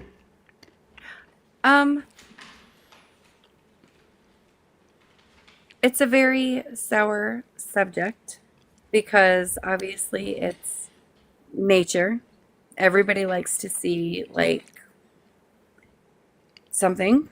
But if you're with somebody, I feel like it might be cheating if you have to look at it when you're with somebody that you say you love. Okay. So are you in a relationship? Yes, I am. Do you or your partner watch porn? No. Well, Okay. we're fresh. What does that mean, fresh? He's been wanting to get with me for a very, very long time. How long? How long has he been chasing you? Oh goodness. It was like literally 17 years ago that he was like, "Hey, Brandy, give me a chance." Yeah, right. I know. Yeah, and then Dude, you've been playing this one out for multiple decades. I know.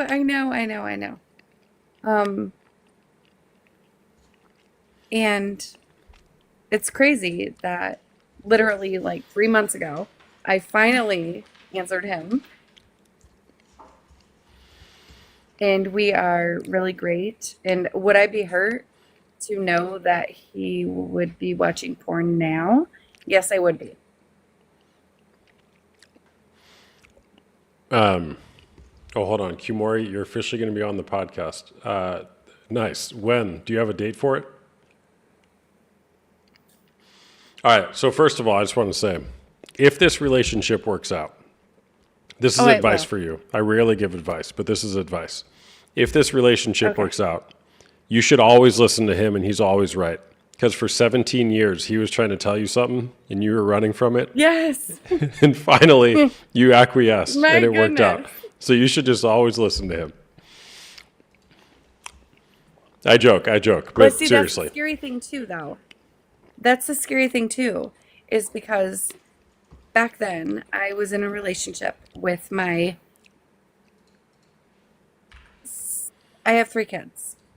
So I was in a relationship with my one son's dad, my middle son's dad. He's 14 now. My kid, obviously. Well, how many? But- So 3 kids. How many babies, daddies? 3. Okay, 3 kids, 3 babies, daddies. Yeah, and I you know. gotta- Everybody's like, 1, 2, 3 or more, that means you're a whore. And I'm like, no, it doesn't. I didn't say it. No, I know. I did. Okay. But that didn't mean it though. Because my one son, he's 21. He's about to be 21 this year. I was with his dad for 8 years. I was with my middle son, his dad, for 7 years. And my daughter's dad for 6 years. So like 19 years, 20 years, 21 years of my life has been spent on 3 relationships. And I got 3 baby daddies. Yeah. And the guy that's been chasing you for 17 years is finally getting his shot. And you're No. For No, I mean 11 years. I thought you said he was chasing you for 17 years. No. Oh, okay. Well, either way, it's Maybe a I long did. time. I'm sorry. I'm sorry. 2009. My goodness. 15. Oh, God. Yeah, the chat says you said 17. Oh, Now I don't Lord. know what to believe. I'm sorry. All right, so does he watch porn? No, I said 2009 is when I I don't- moved. I got it, but before you said 17. Doesn't matter. It's 15 years. Okay, sorry. Wait, you said 11, and then you said 2009, which doing the math is 15. So which is it? 17, 15, No, or 11? 2009 I moved here. How long has the guy been chasing you? Since 2010. All right, so 14 years. 15. It's Yes, I 2025. was pregnant with 15 my years. second child. I'm so Yeah. confused. Oh my goodness, I'm so sorry. Does he watch porn? I mean, he probably has, but even if he has, that's the past, right? If he were to watch it now that I finally gave him a chance, in September we started dating, right, of this year, I would be upset about that. Have you asked him if he watches porn? No. Why? Why? Well, is it important to you if he watches porn or not? Yes. Okay. Yes, because if you're going to chase me for that long, and then I finally say, I'm going to give you a chance, and then you do that, yes, I would be absolutely upset about that. Okay. So why not ask him?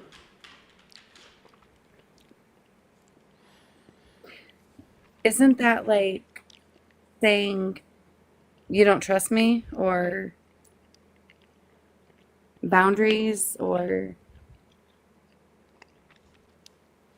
Well, questioning? how long has he been single? Like, why do you got to be questioning?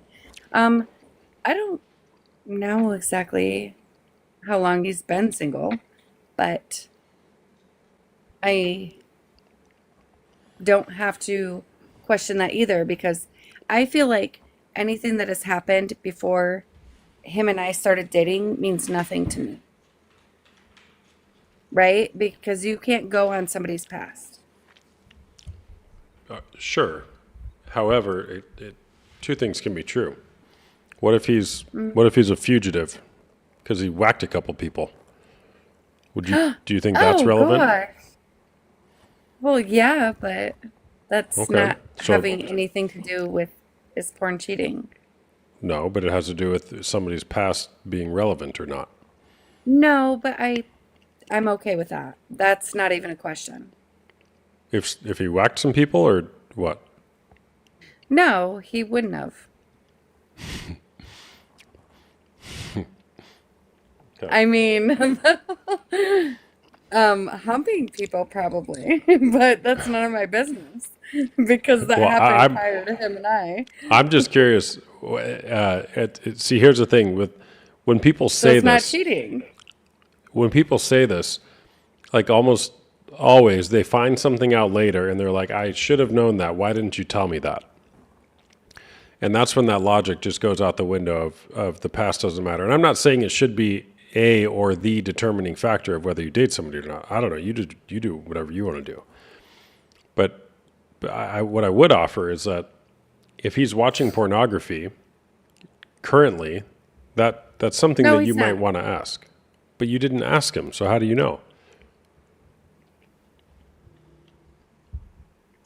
I mean, do I have to ask him that tomorrow? No, I don't know. You do whatever you want. Oh, I didn't think that I'd have to ask it. You can do whatever you want to do. Oh, But do you think it would change anything for you if you had the answer to that question?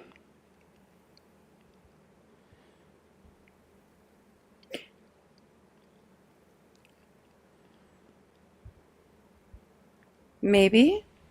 Maybe. Okay. Well, then maybe think about if you want to ask it of him or not. So, all right. Well, thanks for sharing. I hope you Thank guys you. live happily ever after. After 15 years, this guy's been chasing you, man. Good luck to you. Bye-bye.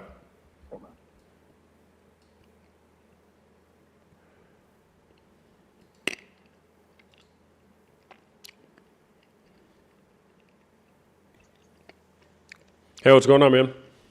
What's up? Not much. Have I talked to you before? No. No? Okay. Is porn cheating? Yes, and also being unequally yoked, which I found out the hard way rather than the easy way. Okay, what does that mean? Well, I know, so I do rapping, and my spirit was letting me know decisions before they were made. And I'm not all too proud of making decisions here.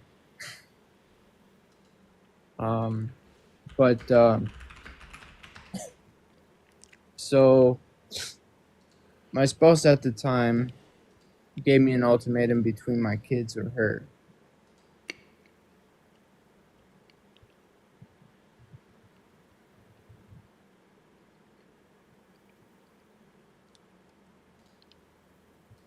Hello? Yep. You still Oh. there? Oh, I'm here, man. Okay. Did it cut off? No, you were in the middle of a sentence. Okay. What was the last part that you heard?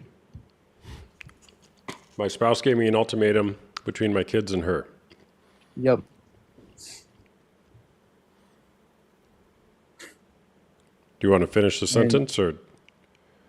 And I knew the right decision, and it's like it's kind of eating me up. That it's like, why was my faith kind of rocking the boat? You know. Something's missing here. I don't know if you're cutting out or what, but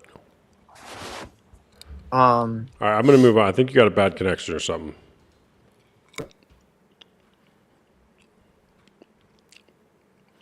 Oh, Kimori, you came on? Okay, I got to. Hey, what's up? Hey, not much. How you doing?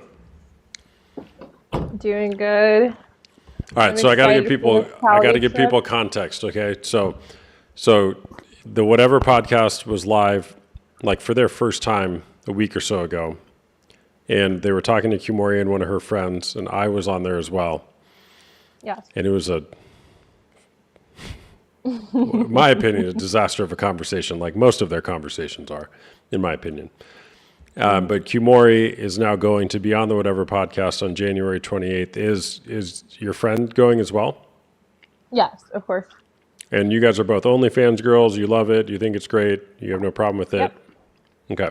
Of course. All right. So so what was your like dialogue with them? How did it come to fruition? Yeah, so really all it took, it's actually quite ironic because my friend had submitted her application maybe like 2 weeks before they had joined my live, and they didn't get back to her. They just left her on red. And once they got in on our live, it was like maybe like 5 minutes within the conversation. They're like, oh yeah. we want to invite you onto the podcast. They're like, Really? this is Yeah, going to like create some that's good content. We got to get you guys on. yeah, exactly. And it's so crazy. I want to show. I actually really do want to show the screenshot, but he's like, you know what? I'm gonna save it. I'm gonna save it. I don't want to like spoil it. I feel like it'd be good content later on the actual YouTube channel. But yeah, that's pretty much how it was. They both asked us to resubmit our applications, and then not even like 5 days or 4 days after, they told us that we're basically written down on the list for January the 28th. We've already bought our plane tickets for January the 28th. So we're going to go there, and I'm excited. I'm excited. So And they pay you guys $300 to be on the show, right? that hadn't been discussed yet, but you know, it really depends. So for some women, they'll pay for their flight tickets if they're not able to pay for it. But we were able to pay for it. You know, we have the money to pay for it, so we paid for it. So we're not sure if they're going to actually give us any compensation or not. We're Got honestly it. not sure, but So you pay you for know, your own if ticket. Do you have to pay for your own housing as well? yes, Okay. And then it's on Sunday. It's like 8 hours on Sunday, right? yeah, it's a really long Or podcast. Tuesday. You're doing the.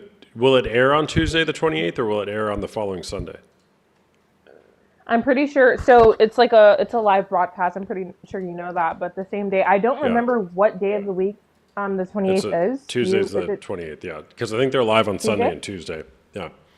Okay. Yeah. Yeah. So What it's gonna air what on did they? Tuesday, and then they're gonna actually post it probably later. Did you sign your agreement yet? Because from what I understand, is they have some pretty strict things that they have you agree to ahead of time. Yeah. So we have to sign those agreements once we actually enter the facility. Okay, so once you get there, were you able to see it ahead of time? No. This is kind of like how porn is Yeah. made. I'm not even making it up. It's you go into Yeah. a So room and once you're we get forced to there, sign a yeah. piece of paper, and then shit ensues, and you walk out of it thinking you're empowered, but really you're just Yeah. going to get roasted on the internet for forever. You know what? And we're prepared for it. We're prepared for it. Even if we can't speak as much as we want to speak, I'm pretty sure there's going to be some type of like restrictions, or like, oh, you can't do this and on a third, you can't say this to the host, you can't say that to the host, neither Andrew or Brian, whatever the case might be. At Well, least make we've no gained mistake, Andrew will not let you say anything he doesn't want you to say, because all that guy knows how to do 100%. is talk over people, in 100%. my opinion. So our Mhm. our like main goal whenever you get on the show, if we're not able to actually debate these guys, at least we've gained the amount of attention that we need, or like the audience that we need to create our own podcast, because that's our our overall incentive. So So you think you're going to go on the whatever podcast and get smoked by these guys, and then create a following from it? yeah, Good because luck. we're gonna say some pretty insane things. Why are you saying good luck? Like, You can't win. It's set up for failure. yeah, I mean, I already told you guys I'll do a post whatever podcast interview with you guys when you're done. Yeah. The offer's still there, right? You and your friend. What's her name again? her name's Ebony. Ebony. That's right. Yeah. Yeah. So, what are you most looking forward to about it? If I'm being completely honest with you, I'm looking forward to the LA trip. Like, me and my friend, we've just been on the phone, like planning out everything, budgeting. Where do you guys everything live? for the LA trip. So I live in Houston, Texas. She lives in Florida. Okay. Yeah, so that's what we're most excited about. We're also excited about being on their podcast because we've watched like a plethora of like videos from their podcast and like lives and stuff like that. So Mm-hmm. we're just excited to go on there, show ourselves. Do you have all your arguments prepared for forced military conscription? That's the one that they always go back to is They bodily always do- yeah, autonomy they do- they and do forced bring that up a military lot. conscription. So we're working on it. We've actually been studying most of their podcasts and pretty much like writing down a lot of their points, trying to at least like create some rebuttals before we actually like show up. So Mhm. I guess that's like next on the list because they do love bringing that up too. Yeah. But overall, Well, I mean, from what I've seen of them, the Andrews tactics in my opinion, from what I've seen, is basically once he loses, he then turns it into a debate about how to debate. Yes. And then tries to Me and prove Ebony were just that, talking about that. yeah. He's very skilled at that, at basically steamrolling people using that logic. But if you're, in my opinion, reasonably intelligent, you know it's just a bunch of kerfuffle. Mm-hmm. So Ebony was actually going to bring that up on the podcast, but I advised her not to. I was just like, don't say anything that questions Andrew, because you're either going to get completely degraded in the comments or by him and roasted, and it's just, don't bring that up. Everybody already knows that he likes to debate about debating. So I just advised her, don't bring that up on the podcast. yeah. Well, good luck to you guys. I'll again shoot me a message when you guys are back, and we can do a little recap if you want of your experience. A recap, like a. Are you gonna like ask us certain questions about like how the experience was? Like how is it gonna be? Yeah. I mean, I'm generally just curious about the experience of going on there. So, be happy to do that. Yeah, I love that.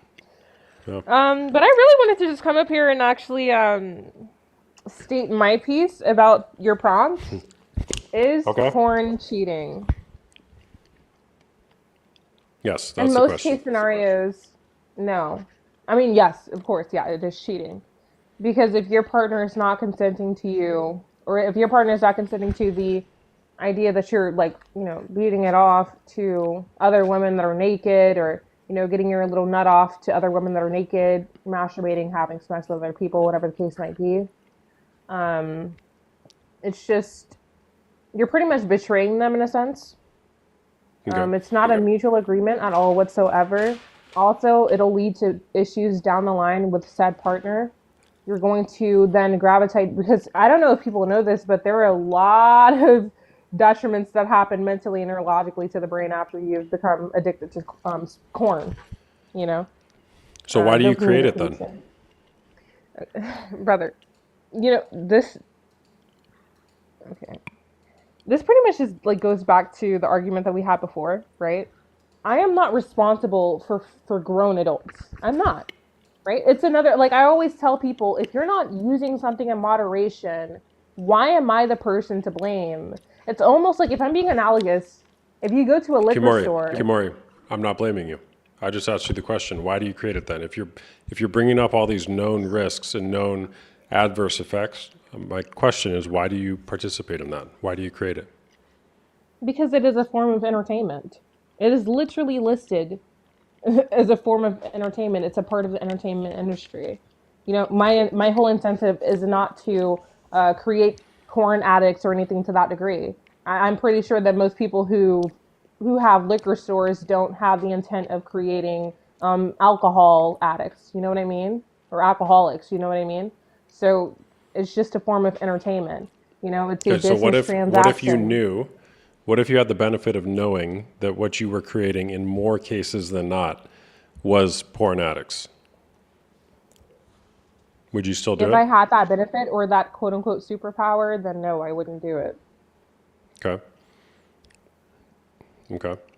So, I was actually thinking about it the other day, an analogy. Like most kids are exposed to pornography by the age of 13. All right. To the point where it does become an addiction and they can't help it when they're adults. Right?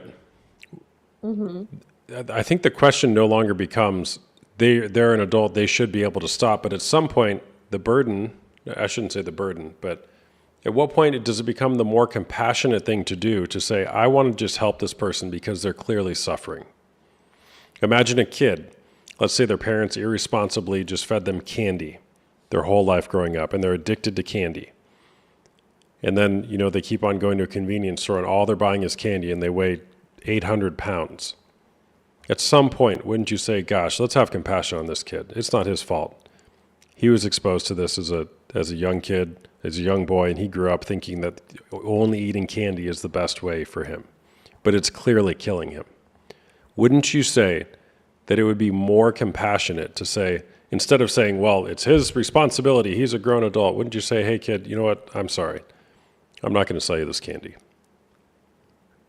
So I understand the analogy to a certain extent, but at the same time, with this analogy, I don't have that direct interaction. I can't have that direct interaction with that kid.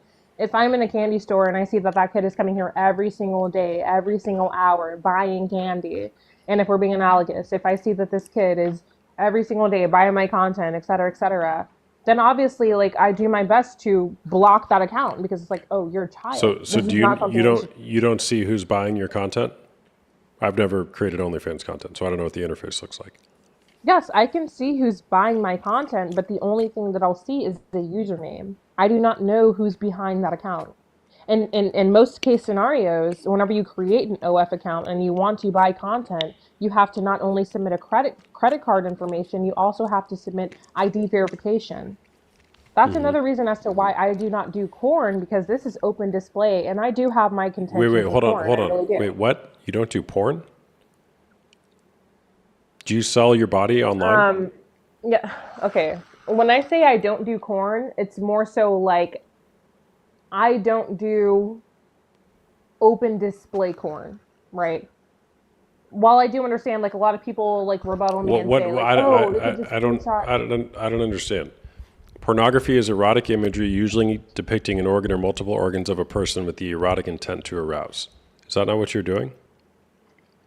Yes, brother, but you have to understand too on what platform. Because if you go on something like X videos, if I was 12 years old right now, in which I was 12 years old looking at corn, right?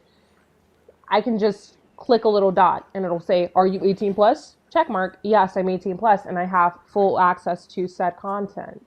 But with OF, it's a lot different. There's a lot more restrictions, and I do wish that there were a lot more restrictions whenever it came to those different websites where you could access this explicit content. You wish there was more restrictions? Yes. Okay. So we're not going to get anywhere in this conversation, obviously. We talked for like an hour the other day. But you basically have no problem with it, that you're taking advantage of these guys and you're creating content, you're creating porn, you're participating in infidelity, you're participating in affairs, you're participating in cheating, and it doesn't bother you at all.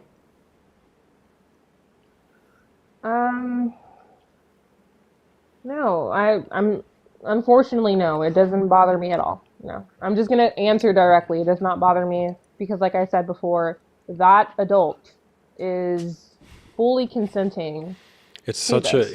it's such a bad argument.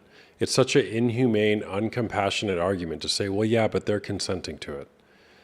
Like, They're consenting to it. It's the same as you're like you're if you right. want to They bring are analogies into it. they are Like I consenting could to just it. But two things can be true.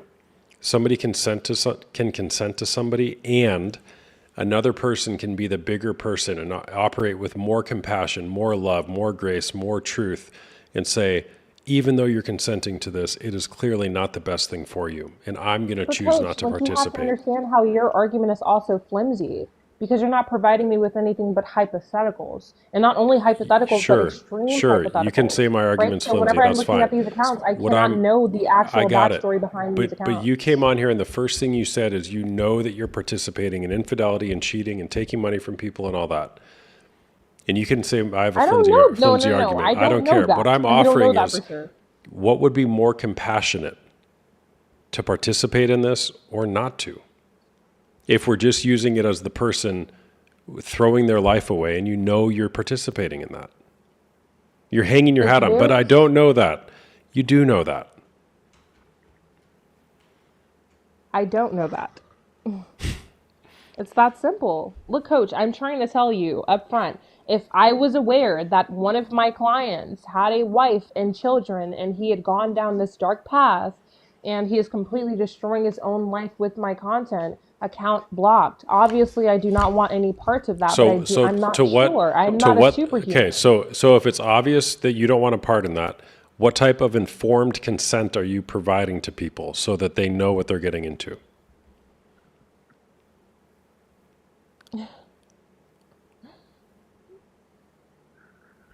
I mean, OF does that for me. No, they don't. OF has consent. Consent is I agree to this thing. Informed consent is here are all the known risks, and I still consent.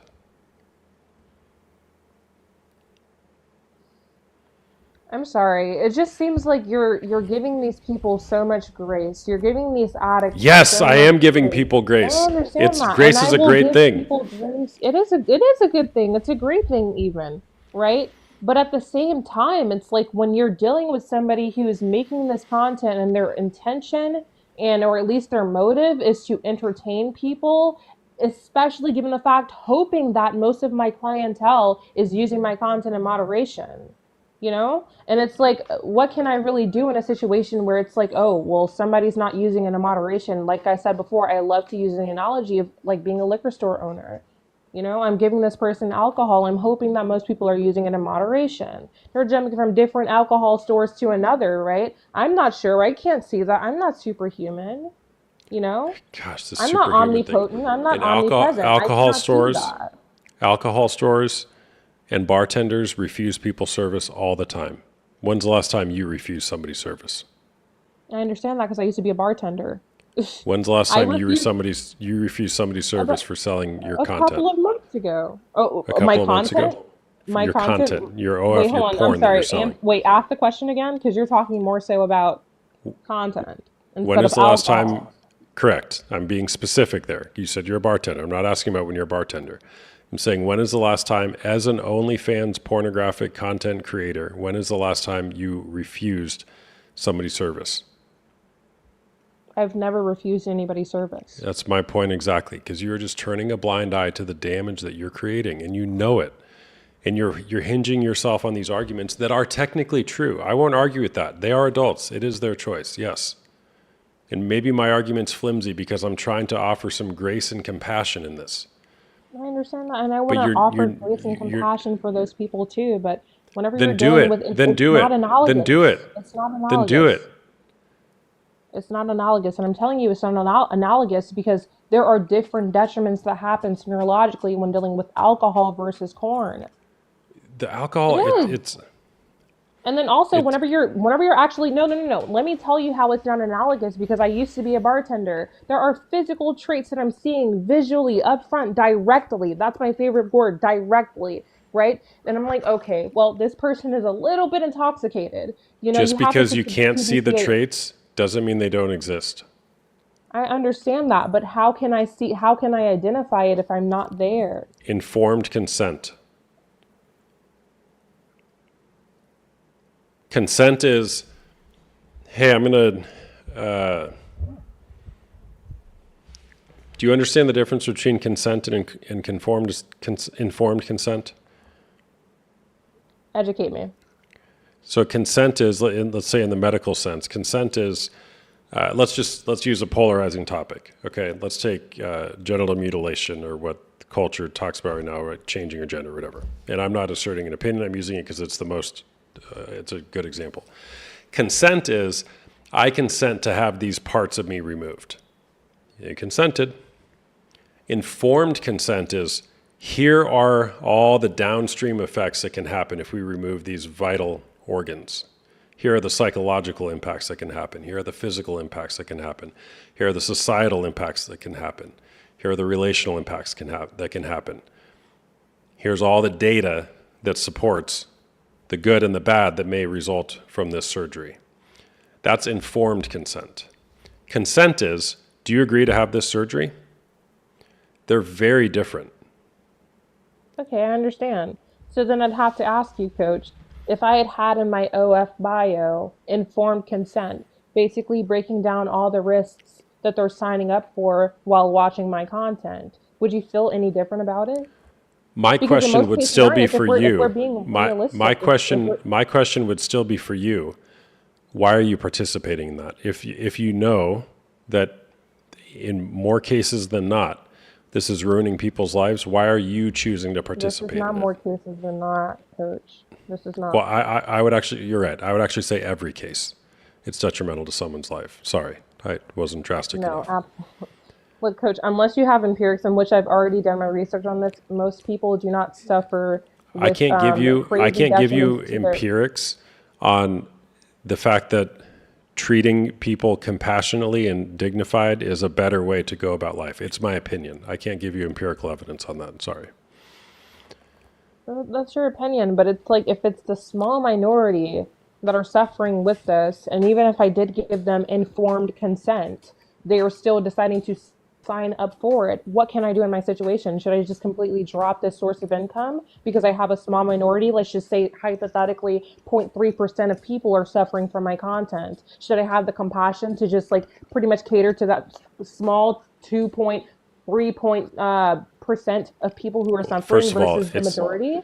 First of all, I would just make the assertion that somebody who chooses to go engage in prostitution, which is, I mean, you're on the other side of it, but somebody who goes and buys sex, which is prostitution, they've got problems. And yes, it should be avoided. You know, in every case, they have problems that should be addressed. Someone who decides to engage in prostitution, someone who decides to buy a woman for the night, they have problems. How? Someone who chooses how? Yeah, I'm just asking. I'm just curious. Because I would say my experience tells me, as well as the literature, that they're at a point in their life to where things are not working so bad that they think by going and paying for sex is going to make them feel better, and it doesn't. It makes them feel worse. It makes them feel emptier, and it continues taking from them both financially and relationally until their life is an absolute disaster. See, Coach, I don't feel believe like, that bodies, particularly women's bodies, should be a marketplace for people to transact. Okay, and we can say the same thing about nude actors. We can say the same thing about nude models. We can say the same But thing we're not about... talking about that. We're talking about what you're doing on OnlyFans. Okay, that's fine. But at the same time, you know, whenever we're talking about escorting, for instance, because I would say that escorting is pretty much parallel to prostitution, there are different services.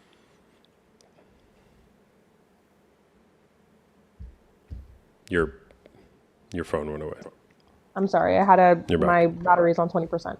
But I was just describing all of the different services that escorting provides. Like I said before, traveling escorts, tantric massages, what else? Girlfriend experience. There are different things that these escorts provide that'll make you feel good, you know? And it's like, if you go down a dark path and you're not using anything in moderation, because at one point I got addicted to crocheting. You can get addicted to anything, Coach. Honestly. Wow, that was such a good argument. No, I understand that. Okay, that's fine. That's fine. You can say that, brother. But I'm just saying overall. Right? How old are you You're again? thinking of the worst case scenarios. I'm about because to turn that's where 20. it's where it always ends up. You're about to turn 20? I'm about to turn 20 in about 15 days. So yeah. Yeah. I'm basically How 20. many times has somebody heeded caution to you with this career path you're choosing? I can't even keep count. A lot. Okay. So you can't even keep track of the times that people have tried to heed caution or maybe impart wisdom on you as a 19-year-old woman who's chose to sell her body on the internet, which is something you can never undo. What do you make of that?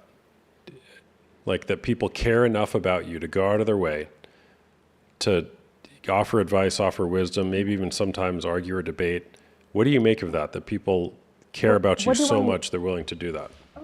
Yeah, care about me so much. Are these people caring about me? Do these people want the best for me? Or are these people appealing to popularity? That's a good question that I like to ask, and that's another reason as to why I host my debates about why OF girls do not deserve respect. Because a lot of people will bring up vertical morality. The script says so. The script says so. Oh, society doesn't deem it right. So Was it's I the not first right. person who came on your live and said that they should get respect? Yeah, you were. Okay. No, you weren't the first person that came on my live and said that they should get respect, but majority of people who come on my lives and they actually debate me about the topic, they say that OF girls do not deserve respect. And it's either because they're following a script or it's an appeal to popularity. Mm-hmm. So overall, I have horizontal morality. I like to bring this up a lot, right? If someone is being harmed directly, not this abstract, psychological framework idea of someone being affected by it, if someone is being harmed directly by that person, not the likelihood, not the potential, directly being harmed by that person, then obviously I'd have an issue with it. I'd have contentions. But I'm not directly hurting anybody because I'm not sure about it. If I decided to, if I was driving on a road and I was driving a truck and I had some nail or I had some item fall out of the back of my truck, and then some car behind me completely flipped 360 because of the item that fell out of my truck, should I be held liable? Should I be a criminal because of that? You know, because I've indirectly harmed a person? No, like I feel like a lot of people create the worst case scenarios. They bring up the worst hypotheticals, and then are like, "How would you feel if this happened?" Obviously, I feel terrible if I was the law aware of it. actually, the law actually has provisions for that. I understand. Yes, yes. There's, in this, well, I can't say that word, but there's involuntary, there's negligence. You can still be held responsible even though if you didn't intend to do it. So the law actually has carve-outs for everything you're talking about that don't support what you just said. Morality is another thing. Okay, we can talk about legality, morality, that's fine. I don't think that anybody should be held liable or be criminalized for hurting somebody indirectly without their own awareness, especially OF. Especially given the fact that if I have seen empirics on, majority of people who watch porn, majority of people who engage in OF, majority of people who engage in online sex work, femdom, whatever the case might be, are impacted negatively in life, then I'd have a different perspective on it. But I have yet to see empirics on that. I don't. How many statistics do you want before you'll change your mind? Give me a number. I'll provide them to you. Just give me some type of stat. It doesn't matter. Okay. How many until you'll change your viewpoint? I don't know. I'm just going to throw in number 5. 5 pieces of data that show that pornography has detrimental effects, and you'll change your mind. I'm just throwing. I've already Will you seen take the your detrimental OnlyFans effects down? of porn. Will you take your OnlyFans down if I provide that to you? I'd be willing to concede, maybe. Concede what? Concede to the fact that it's detrimental. Okay. So are we talking about, because you're saying like, oh, do you need stats on, or do you need any type of empirics on the fact that porn can be detrimental to the brain? I've already seen those stats. Here's one. Read. And again, if I was actually doing this, I would find the 5 best, but I'm just going to find the 5 quickest. A number of peer-reviewed studies have found a link between pornography consumption and mental health outcomes like depression, anxiety, loneliness, lower life satisfaction, and poorer self-esteem and overall mental health. These studies have found that these links are particularly strong when pornography is consumed to try to escape negative emotions, and also when pornography consumption becomes heavy and compulsive. So how about that? Known links between things like depression, anxiety, loneliness, lower life satisfaction, poorer self-esteem, and overall mental health. Coach, I've seen that before. You don't understand how. So you have the data, and you're still not choosing. I've seen the data, but that just talks about, like I said before, the most extreme cases in which people are watching or engaging in porn without moderation, Coach. Without moderation. I want how much to prove that majority of people who watch porn have some type of detriments or have some type of atrocities that follow after in their own personal lives. I have how yet much to see that. from a core value, core belief standpoint, how much do you think somebody should practice objectifying some other people? Objectify. How much? And I really don't want to be a source monster. I really don't. But is there any type of proof that people who watch porn, even for the first time, automatically objectifies said actress or content creator? Yes. Because to objectify someone means to treat them as an object or thing, rather than as a person with thoughts, feelings, and dignity, essentially disregarding their individuality and focusing solely on their physical appearance or utility, often seen as a form of dehumanization. I understand And that, and I've already had that argument before. that's what people do when they watch pornography. That is not something that majority of people do when they watch porn. I'm telling You're you gonna right get now. you're gonna So get what's your? you're gonna get so roasted by Andrew on the whatever podcast. You keep saying that. You're gonna get freaking torched. But no, but you have to understand that I've heard this before. I've heard it before. They're thinking about, and they're also sourcing the worst case scenarios. You know, oh, if you do not use porn in moderation, obviously you're going to see women as nothing but Kamari, sexual objects. this definition of it's just a definition of objectifying somebody. It has nothing to do with porn. So you got to read this definition and then back it into porn. I understand. I've read the definition, but you've already said before that, oh, are you okay with making content that'll merely basically objectify women? It's not. That's what you're doing. That's what you're doing. It's a form of art. It is entertainment. Oh. Celebrities get objectified. Should they completely Sure. quit their job? Yeah, they do. Actresses Two get things- objectified. Yeah, Artists two things can be get true. objectified. Yeah, they do. So they should no. So guess what? It's a societal issue. Stop objectifying people on basis of their occupation. They do not have this only utility. They don't have that only utility. The only reason that they're valuable is because of this utility that they provide. That's a societal issue. I could really stem this back, and I hate using this word, but it really just stems back to patriarchy. It's fucking weird. It is. Good luck with that one No. on the whatever podcast. I won't even go there, but good luck. All right. Well, thanks for sharing. January 28th. If you guys all want to watch her get cooked on the whatever podcast, have at it. She's up for it. And if you don't get cooked, we'll do a post interview and I'll just praise you the whole time. But my prediction is that you're going to get smoked on there. But good luck.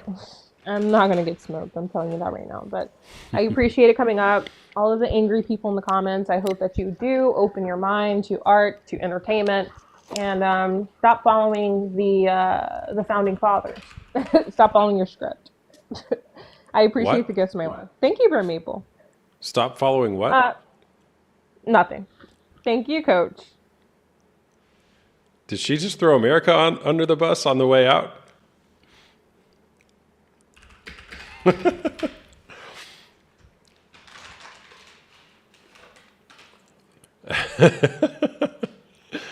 Oh, that was interesting. Okay. Geez, 44 people waiting? You guys want to follow that?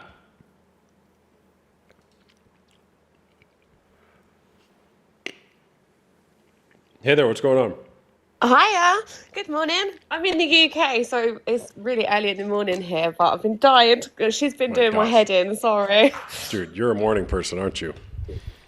Yeah, I'm an all-day person. All right, what's going on? I think porn is absolutely disgusting. I think it's cheating. I hate it. I've been with my husband for 15 years. We're really sexually active. But any time I go on his search history, I always find porn. Sometimes at like 11 o'clock in the morning, which means he's like in the toilet at work. And I just can't understand it at all. 15 years? 15 years, been married for 10 years. got a Why are you putting up child. with that? I don't really know, to be honest with you. I honestly don't know. Like, what can I say? I mean, I kick off about it every time. We've split up about it previously, but I still keep finding it. I can't understand what the addiction is, and it just makes me feel like shit about myself because I'm not an unattractive person. I wouldn't say I'm the best person out there, but like I say, I try and give him what he wants all the time, push the boat out, but he still goes back to it, and I can't understand. Okay. Well, I'm sorry you're dealing with that.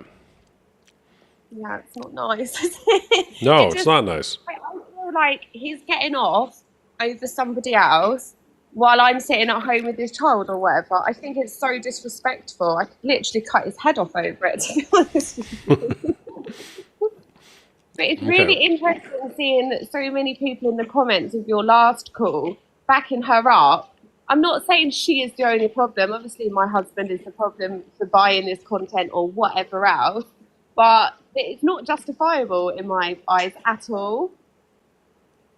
Mm-hmm. All right. So how long have you known about this? Your whole relationship? Yeah, pretty early on was the first. But to be honest with you, recently I've been going, just to pop to my local shop, and I come back and he's got his dick in his hand on the sofa, already at it as soon as I'm out of the door. It seems any time he's got alone time, he feels that he needs to do it, and I don't understand it or know So how to. he doesn't even try to hide it? He does, because he thinks I've gone. But if I've come back in because I forgot my purse or something, do you know what I mean? I mean, we was going for a dog walk recently, and my sister and her husband got over downstairs. He was like, I'm just going to jump in the shower. He was taking ages. I went up there, I opened the door, he's sitting on the toilet, watching porn on his phone, having a wank. But it feels like it comes in his head and he has to do it there and then. But I don't understand. If we weren't having sex, I'd be more understanding. I wouldn't be okay with it because I think it's disgusting whether you're having sex or not. But it's the fact that I am still trying to please him constantly and he's still feeling the need. So he's definitely got to have some kind of addiction to it, hasn't he? Well, it sounds like it, but here's the thing: is you're not going to outsex this addiction. Right. God, Okay. I might as well give up and put my grannies on then, and I. Well, I'm not saying that. I'm just saying the path out of this is not because of anything that you're doing or not doing. So you doing more of anything is not going to change this. It's deeply rooted in his brain that he thinks he needs this. Drive is so because when he did have an affair about 8 years ago, he had a 3-month affair with a young Spanish student that he met in Bournemouth when he was working away. I was caring for my dad at home and we weren't having a lot of sex. And after my dad died, I found videos on his phone. This is about 8 months after us being back together of him and her having sex, and I assume he was using those as his content as well. And I can't get my head around it. I know I should walk away, but I'm not one to give up. Yeah. So all right. So there was an affair. He had porn that he made with the affair partner, and he's still watching porn. All right. Yeah. So how long have you been holding on to this? Does anybody else know what you're going through? My best friend is the only person that knows, but it's really difficult because she doesn't think that porn is cheating. She's okay with her partner. He uses porn a lot as well, a lot. She'll come home and there'll be an indent on the bed and she knows that he's... Do you know what I mean? But she's absolutely okay with it, so I feel like I've got no argument with her. But it's so nice seeing all you guys in the comments saying that it's not okay, but I've not had that justified to me by anyone else. Okay. So do you think it's a problem? Do you think it's a problem that your partner is doing this? I do, but he doesn't at all, and he really gaslights me if I try and start an argument about it. Every man Okay. does it, this and that. All right. So you think it's a problem. He doesn't think it's a problem, and he gaslights you when you try to try to convince him that it's a problem. Yeah. All right. So he's not going to change his mind on this unless something gets his attention, in a big way. And you're probably the most likely catalyst to bring that to him, to get him to see it differently. Right. But And how do I do that? I mean, I've tried outfits. I've got a whole box of sex toys. I don't know what more I can give him. Do you know what I mean? You're covering up your microphone. You're not going to outsex this. Okay, sex Right. toys is not going to solve this. You doing the next more risque thing in bed is not going to solve this. Right. Okay. If anything, it may make it worse because he's continuing to live in fantasy land. That's actually a really good point. Yeah, because he's suggesting things that he's probably seen, isn't he? Mm-hmm. And Oh, you do that, and God. then the next thing will come that he sees in porn. So Yeah. how big of a Never deal is this to you? feel- to be honest with you, I feel sick every time I see it. My literal heart drops to my feet, and I think, why is it? We had sex at 4 o'clock in the morning yesterday before he went to work, and when I looked on his history last night, he'd watched porn throughout the day. I don't know if he's wanking to it every single time, but I'm assuming he is. Mm-hmm. So how do you get his Oh attention? my god, so Chrissy did leave her husband. Sorry, I'm trying to read the comments as well. I just feel inadequate in myself. I mean, I'm going through menopause and stuff now, and I'm not flowing the way that I used to, and I'm finding it really hard to put myself out there doing all of these things that he's got in his head that he wants to do. But I feel like I'm going to lose him if I don't. And he is a good husband, don't get me wrong. Apart from this, he's absolutely perfect. Of course he is. So people say that all the time. I love it. Aside from the fact that I can't leave him for 14 seconds before I come back and he's got his eggplant in his hands watching porn, he's just perfect. So what are you worth, Drew? What are you worth? The problem is, I've given up the last 8 years of my life stuck in this house because he didn't. I used to work for MG and I used to go and race their cars, like Silver Cross and things like that. He didn't want me doing that because of all the male attention. So I've been a stay-at-home mum for all of these years now, and I feel like I'm really losing myself. And I don't know if it's my confidence and how I'm carrying myself that's not doing it for him anymore. What are you worth? I don't, to be honest with you, I don't actually know. I don't know. I'm lost. Probably nothing, obviously, but it's sad, isn't it? I know. I just want my husband to look at me and only want me. I just see it as he's getting off over these women online that have big breasts. I mean, I've got a size B cup. I'm not big breasted, but and it's student porn this, and I'm You're not going to 34. outsex this. It's nothing that you're doing or not doing or anything about you that's causing this. Oh, That's your right. first step, is you got to separate this. It's not you. It's But an him. ultimatum never works for him. I've said to him before, if you keep doing this, then I can't be with you anymore. And I still find it. And a lot of the time, I don't even Yeah. pick up a fuss about it But now. Drew, how many times have you told him, if you keep doing this, I'm going to leave you, and you didn't leave? Yeah, that's very true. Yeah. So he doesn't trust you anymore in that. You've trained him to believe that when you say that, it means nothing. Yeah, true. It does Peop- always get brushed under the carpet. Yeah, people treat us the way we treat them, the way we train them to treat us. Yeah. So you've trained him to say, hey, you know what? If you watch porn and masturbate, whether it's in the shower or whether it's on the couch when I leave, there's no problem with it. And I'm going to keep coming back to you. Let him tug in pigs. We could tell that's a man. So basically, if I don't leave, he's not going to change this. And I mean, Well, when I didn't say that. I didn't say you need to leave. No, just But really. there's the notion of the gift of desperation. Addicts don't realize that they need to change until they're at the moment where they're about to lose it all, or they do lose it all. Right, And you okay. participate in giving him that gift of desperation by saying something like, I am done with this. I will not tolerate it anymore. It stops now. And then if and when Yeah. he goes and does it again, you have to act on your end of that bargain. But or else he's gonna but I keep on think the doing it. hard part of it is that when I do express how I feel about it, he is so adamant that it's not cheating and it's not a problem. So I can't ever see him saying, "All right, then I'll stop." Do you see what I mean? Well, is he there? Can we get him on? I'd love to chat with him. No, he's at work. Unfortunately, I wouldn't be on here if he was here. I'm not allowed TikTok. No, he's not him. But he has other addictions as well. So I 100% see that it's that road that it's down. It's just so frustrating seeing that lady earlier saying, "Oh, it's the majority," and not worrying about things like that when actually it's such a big thing and it's not spoken about enough, and so many people just let it go. And I'm one of them, unfortunately.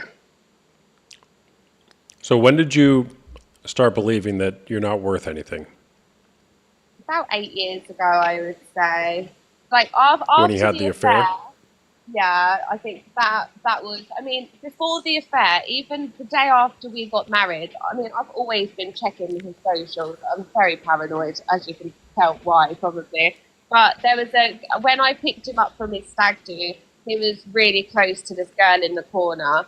And after we were married, when I looked on his activity log, he'd been going onto her Facebook every day and looking through all of her profile pictures. and then there'd be X-Hub shortly afterwards. So I was like, he's obviously looking at her, feeling interested, and then going on to the porn to satisfy himself, which I find extremely disrespectful in itself. And then I later found out that he had history with her. And when I confronted him about it, he said he felt he had unfinished business. It was nearly a year he was looking at her profile constantly. Did you say that you're not allowed to go on TikTok? No, I'm not allowed to go on TikTok. No, I'm not allowed any socials. But he is. I know, it sounds really bad when you say it out loud, actually, doesn't it?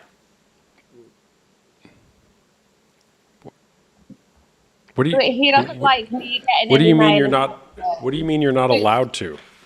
When I was on TikTok before and I was watching videos before my algorithm happened, like there was quite a lot of men doing dances and things on my TikTok, and he thought that I was there watching that, and that's the only reason I was on TikTok. But now it's cleaning talk or witch talk, or but obviously I don't use it while it's here. And same with socials. If any men were liking my photos or popping up in my inbox, like he'd just absolutely hit the roof. But I can't understand how he can do that when he's doing what he's doing.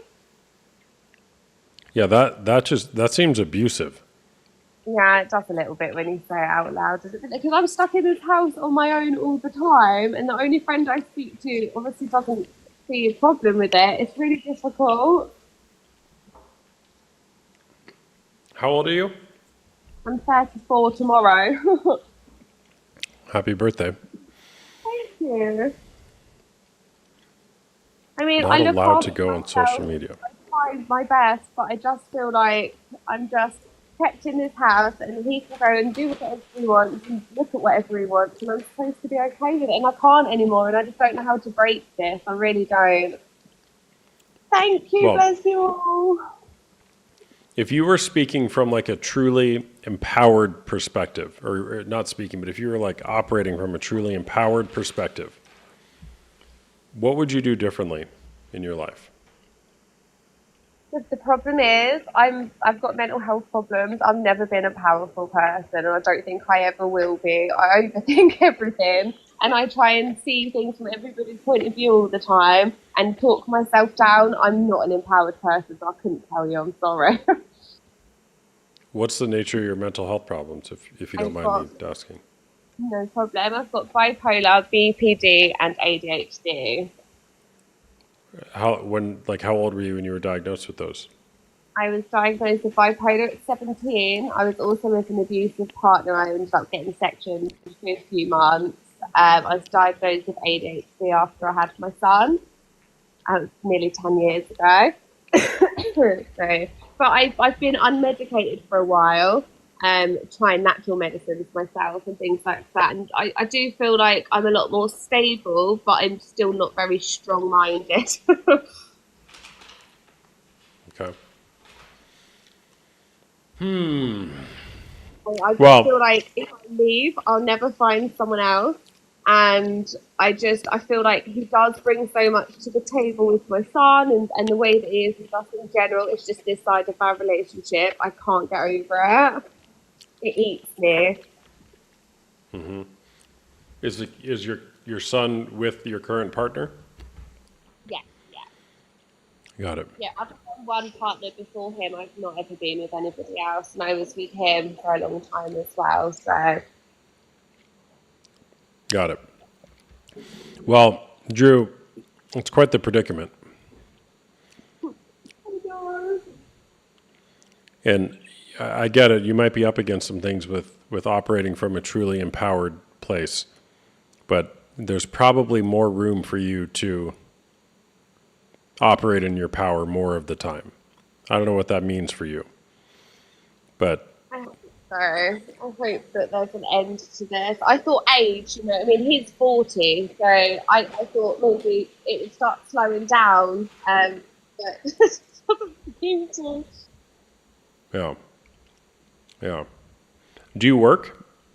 No, he doesn't like me to work. He likes me to be at home.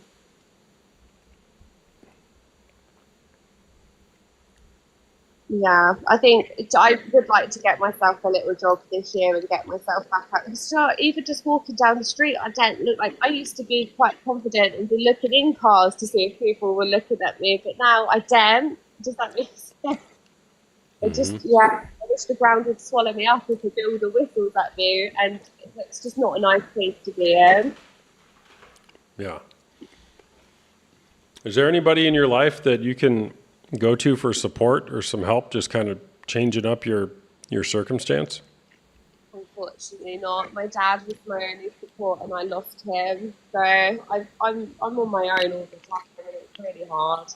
And he's the one person that I look forward to coming home through the door. I love him so much and I just keep getting let down and it's just so difficult. Yeah. Well, sorry to hear you're going through that. Thank you. I'm sorry to offload on you all. I come and saw your page and I was like, it is cheating enough to just put my point out there. It is hard. It ruins you as a person when your partner's doing that constantly. No one can say otherwise. So Yeah. Yeah. Well, thanks for sharing and see if you can find some support. I don't know what the resources are like where you live, but there's got to be some support for you. and thank you all so much in the comments. And I will get on with my day now. I suppose I feel a bit better from just talking to you all. So thank you. Yeah. All right. Thanks for sharing. Bye. Bye. Bye-bye. Oh. All right. I'm going to go to bed. Midnight on the dot.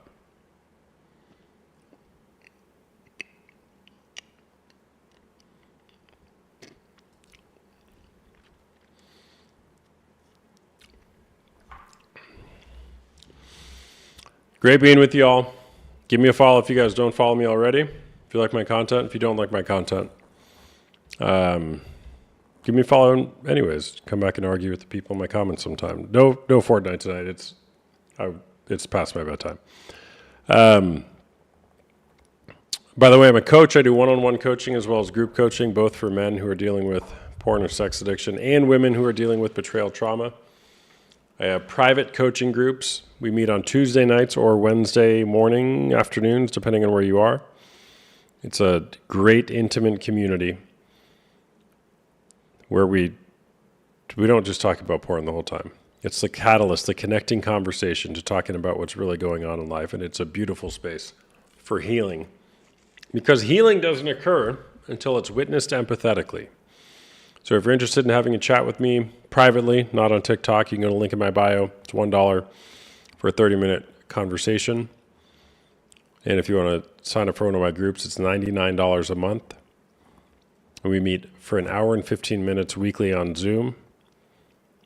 The turnersfineart.com. Hello. Good to see you. The groups are led by myself and other female contributors for the women's groups and other male contributors for the men's groups. And it's a great place to be. All right, great being with you all. I don't know if I'll be on tomorrow. Probably not. But I'll be on again sometime. Make it a great day or not. Choice is always yours. We'll see you next time. Bye-bye.